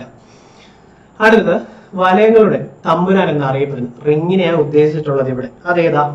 ശനിയാണ്, സാറ്റേൺ ആണ് അല്ലെ. ശനിയാണ്, സാറ്റേൺ ആണ്. ടൈറ്റൻ ശനിയുടെ ഉപഗ്രഹമാണ്, സാറ്റേണിൻ്റെതാണ് അല്ലെ. ശനിയാഴ്ച കൃഷി ചെയ്യും, കൃഷിദേവന്റേത് ഓർത്തോളെ, സാറ്റേൺ ആണ്, ശനിയാണ്. ഓക്കെ, ഇനി വസ്തുക്കൾക്ക് ഏറ്റവും കൂടുതൽ ഭാരം അനുഭവപ്പെടുന്ന ഗ്രഹം, കാരണം അതിന്റെ ഗ്രാവിറ്റി എന്ന് പറയുന്നത് ഏറ്റവും കൂടുതലാണ് അല്ലെ. അതുകൊണ്ട് തന്നെ ആസ്ട്രോയിഡ് ബെൽറ്റിൽ നിന്ന് കൊമറ്റ്സിനെ വലിച്ചെടുക്കും, എർത്തിൽ വീഴാതെ തന്നെ പ്രൊട്ടക്ട് ചെയ്യുന്നുണ്ട് ബിഗ് ബ്രദർ ആയിട്ട് ജൂപ്പിറ്റർ. അപ്പൊ വസ്തുക്കൾക്ക് ഏറ്റവും കൂടുതൽ ഭാരം അനുഭവപ്പെടുന്ന ഗ്രഹം ഏതാ? വ്യാഴം. ഇവിടുത്തെ എസ്കേപ്പ് വെലോസിറ്റി ഓർമ്മയുണ്ടോ? 59.5 km/s ആണ് എസ്കേപ്പ് വെലോസിറ്റി. അപ്പൊ ഏറ്റവും ഭാരം അനുഭവപ്പെടുന്ന ഏറ്റവും ഗ്രാവിറ്റേഷണൽ ഫോഴ്സും വ്യാഴത്തിനാണെന്ന് ഓർത്തു വെച്ചോണം. ഓക്കെ അല്ലേ. അടുത്ത ഏറ്റവും കൂടുതൽ ഉപഗ്രഹങ്ങൾ ഉള്ള ഗ്രഹം ഏതാണ്? ഏറ്റവും കൂടുതൽ എത്ര എണ്ണം എന്നുള്ളത് ചോദിച്ചാൽ അത് തെറ്റിപ്പോയിക്കൊണ്ടിരിക്കും കേട്ടോ. ഏറ്റവും കൂടുതൽ ഉള്ളതെന്ന് ചോദിച്ചു കഴിഞ്ഞാൽ റെഡി. ഏറ്റവും കൂടുതൽ ഉപഗ്രഹങ്ങളുള്ള ഏത് ഗ്രഹമാണ്? ഏതാ? നമ്മൾ പറഞ്ഞില്ലായിരുന്നു 146 എണ്ണമാണ് ആസ് ഓഫ് നൗ അല്ലെ. 2023 വെച്ച് നോക്കുമ്പോൾ 146. ഏറ്റവും കൂടുതൽ ഉപഗ്രഹങ്ങളുള്ളത് ശനിയാണ്. അപ്പം കീ കൊടുത്തിട്ടുള്ളത് ഇതിൽ വ്യാഴമായിരുന്നു, അത് തെറ്റ് ക്യാൻസൽ ചെയ്യും. ഏറ്റവും കൂടുതൽ ഉപഗ്രഹങ്ങൾ ഉള്ളത് ശനിയാണെന്ന് ഓർത്താണ്, സാറ്റേൺ ആണ്. ഓക്കെ, ഇനി അടുത്തത് ജീവജാലങ്ങൾ ഉണ്ടായിരിക്കാൻ സാധ്യത ഉണ്ടെന്ന് കരുതപ്പെടുന്ന ഗ്രഹം ഈ കൂട്ടത്തിൽ ഏതായിരുന്നു? ചൊവ്വയാണ് അല്ലെ. ചൊവ്വയാണ്, ഓർത്തു വെച്ചാണ് ചൊവ്വയില്. ഓക്കെ, മാർസില്, ചൊവ്വയില് ജീവനുണ്ടോ എന്നുള്ള ക്യൂരിയോസിറ്റി ക്യൂരിയോസിറ്റി ഓർത്ത് വെച്ചോളുമല്ലോ, വൈക്കിൻസ് ഓർത്ത് വെച്ചോളൂ, മറൈൻ 4 ഓർത്ത് വെച്ചോളുമല്ലോ. ഇതൊക്കെ ചൊവ്വയുമായി ബന്ധപ്പെട്ട് നമ്മുടെ മംഗല്യാനും ഓർത്ത് വെച്ചോണം, ഇമ്പോർട്ടൻ്റ് ആണ്. 2013 ലോഞ്ച് ചെയ്തു അല്ലെ. എസ് നാരായണനും പിന്നെ രാധാകൃഷ്ണനും പ്രൊജക്ട് ഡയറക്ടറുമായിരുന്നു. ഇത്രയും കാര്യങ്ങൾ ഇതിൽ റിവിഷൻ പോലെ ഓർത്ത് വെച്ചോണം. ഓക്കെ, ശരി. ഇനി സൗരയൂഥത്തിലെ ഏറ്റവും ചെറിയ ഗ്രഹം ഏതാണ്? സൗരയൂഥത്തിലെ തന്നെ ഏറ്റവും ചെറിയ ഗ്രഹം ഏതാ? ബുധൻ ആണ്, മെർക്കുറി ആണ് അല്ലെ. ഓക്കെ, അപ്പം അപ്പോളോ, ഹെർമിസ് എന്ന് അറിയപ്പെടുന്നു അല്ലെ, അത് ഓർത്ത് വെച്ചോണം. മെസ്സഞ്ചർ ആയിട്ടുള്ളതും ബുധനാണ്. വില്ലോ ദ വിസ്പ് മറുത, ഇതും ബുധൻ ഓർത്ത് വെച്ചോണം, മെർക്കുറി ആണ്. ഓക്കെ, ഇനി സൂര്യനോട് ഏറ്റവും അടുത്ത് നിൽക്കുന്ന ഗ്രഹം ഏതാ? അതും ഏതാ? ബുധനാണ്, മെർക്കുറിയാണ്. പക്ഷെ ഏറ്റവും ചൂട് ഏതിനാ? വീനസിനാണെന്ന് ഓർത്തോണം. ശുക്രനാണ്, വീനസിനാണ് ഏറ്റവും കൂടുതൽ ചൂട് അനുഭവപ്പെടുന്നത്. ഓക്കെ, ഇനി ഭൂമിയുടെ ഏറ്റവും അടുത്ത് കിടക്കുന്ന നക്ഷത്രം ഏതാ? ഭൂമിയുടെ ഏറ്റവും അടുത്ത് കിടക്കുന്ന നക്ഷത്രം നമ്മൾ ഓൾറെഡി ഡിസ്കസ് ചെയ്തായിരുന്നു. ഏതാ? സൂര്യനാണ്. എന്നാലും പ്രോക്സിമ സെഞ്ചുറിയുടെ എന്താ പറഞ്ഞേ? നമ്മുടെ സോളാർ സിസ്റ്റത്തിനോട് സൂര്യൻ കഴിഞ്ഞാൽ ഏറ്റവും അടുത്ത് കിടക്കുന്നത് പ്രോക്സിമ സെഞ്ചുറി ആയിരുന്നു അല്ലെ. റെഡി, ഇത് 2017 ചോദ്യമാണ്. ഇനി സൗരയൂഥത്തിലെ ഗ്രഹങ്ങളുടെ എണ്ണം എത്രയാണ്? കൺഫ്യൂസ്ഡ് ആക്കാൻ വേണ്ടി തന്നെ തന്ന 8 എണ്ണമാണ് അല്ലെ. 2006 ഓഗസ്റ്റ് 24 പ്ലൂട്ടോയെ ഡോർഫ് പ്ലാനറ്റ് ആയിട്ട് തരം താഴ്ത്തിയിട്ടുണ്ടായിരുന്നു. അപ്പം ടോട്ടൽ ഇപ്പൊ എത്ര? 8 എണ്ണമാണ്. ഓക്കെ, സൗരയൂഥത്തിൽ നിന്നും പുറത്താക്കപ്പെട്ട ഗ്രഹം ഈ കൂട്ടത്തിൽ ഏതാ? പ്ലൂട്ടോ അല്ലെ, പ്ലൂട്ടോയാണ്. അടുത്തത് ചന്ദ്രന് ഭൂമിയെ ഒരു പ്രാവശ്യം ചുറ്റാൻ ആവശ്യമായ സമയം എത്രയാണ്? ഒരു സമയം എത്ര? 27 ദിവസം അല്ലെ. അതായത് സൺ റൊട്ടേഷൻ എടുക്കുന്ന സമയം എത്രയായിരുന്നു? ഒന്ന് റിവൈസ് ചെയ്ത് 27 ഡേയ്സ് ആണ്. എന്നാൽ റെവല്യൂഷൻ എടുക്കുന്നത് 25 കോടി വർഷമാണ്. റൊട്ടേഷൻ എടുക്കുന്ന സമയം 27 ദിവസം.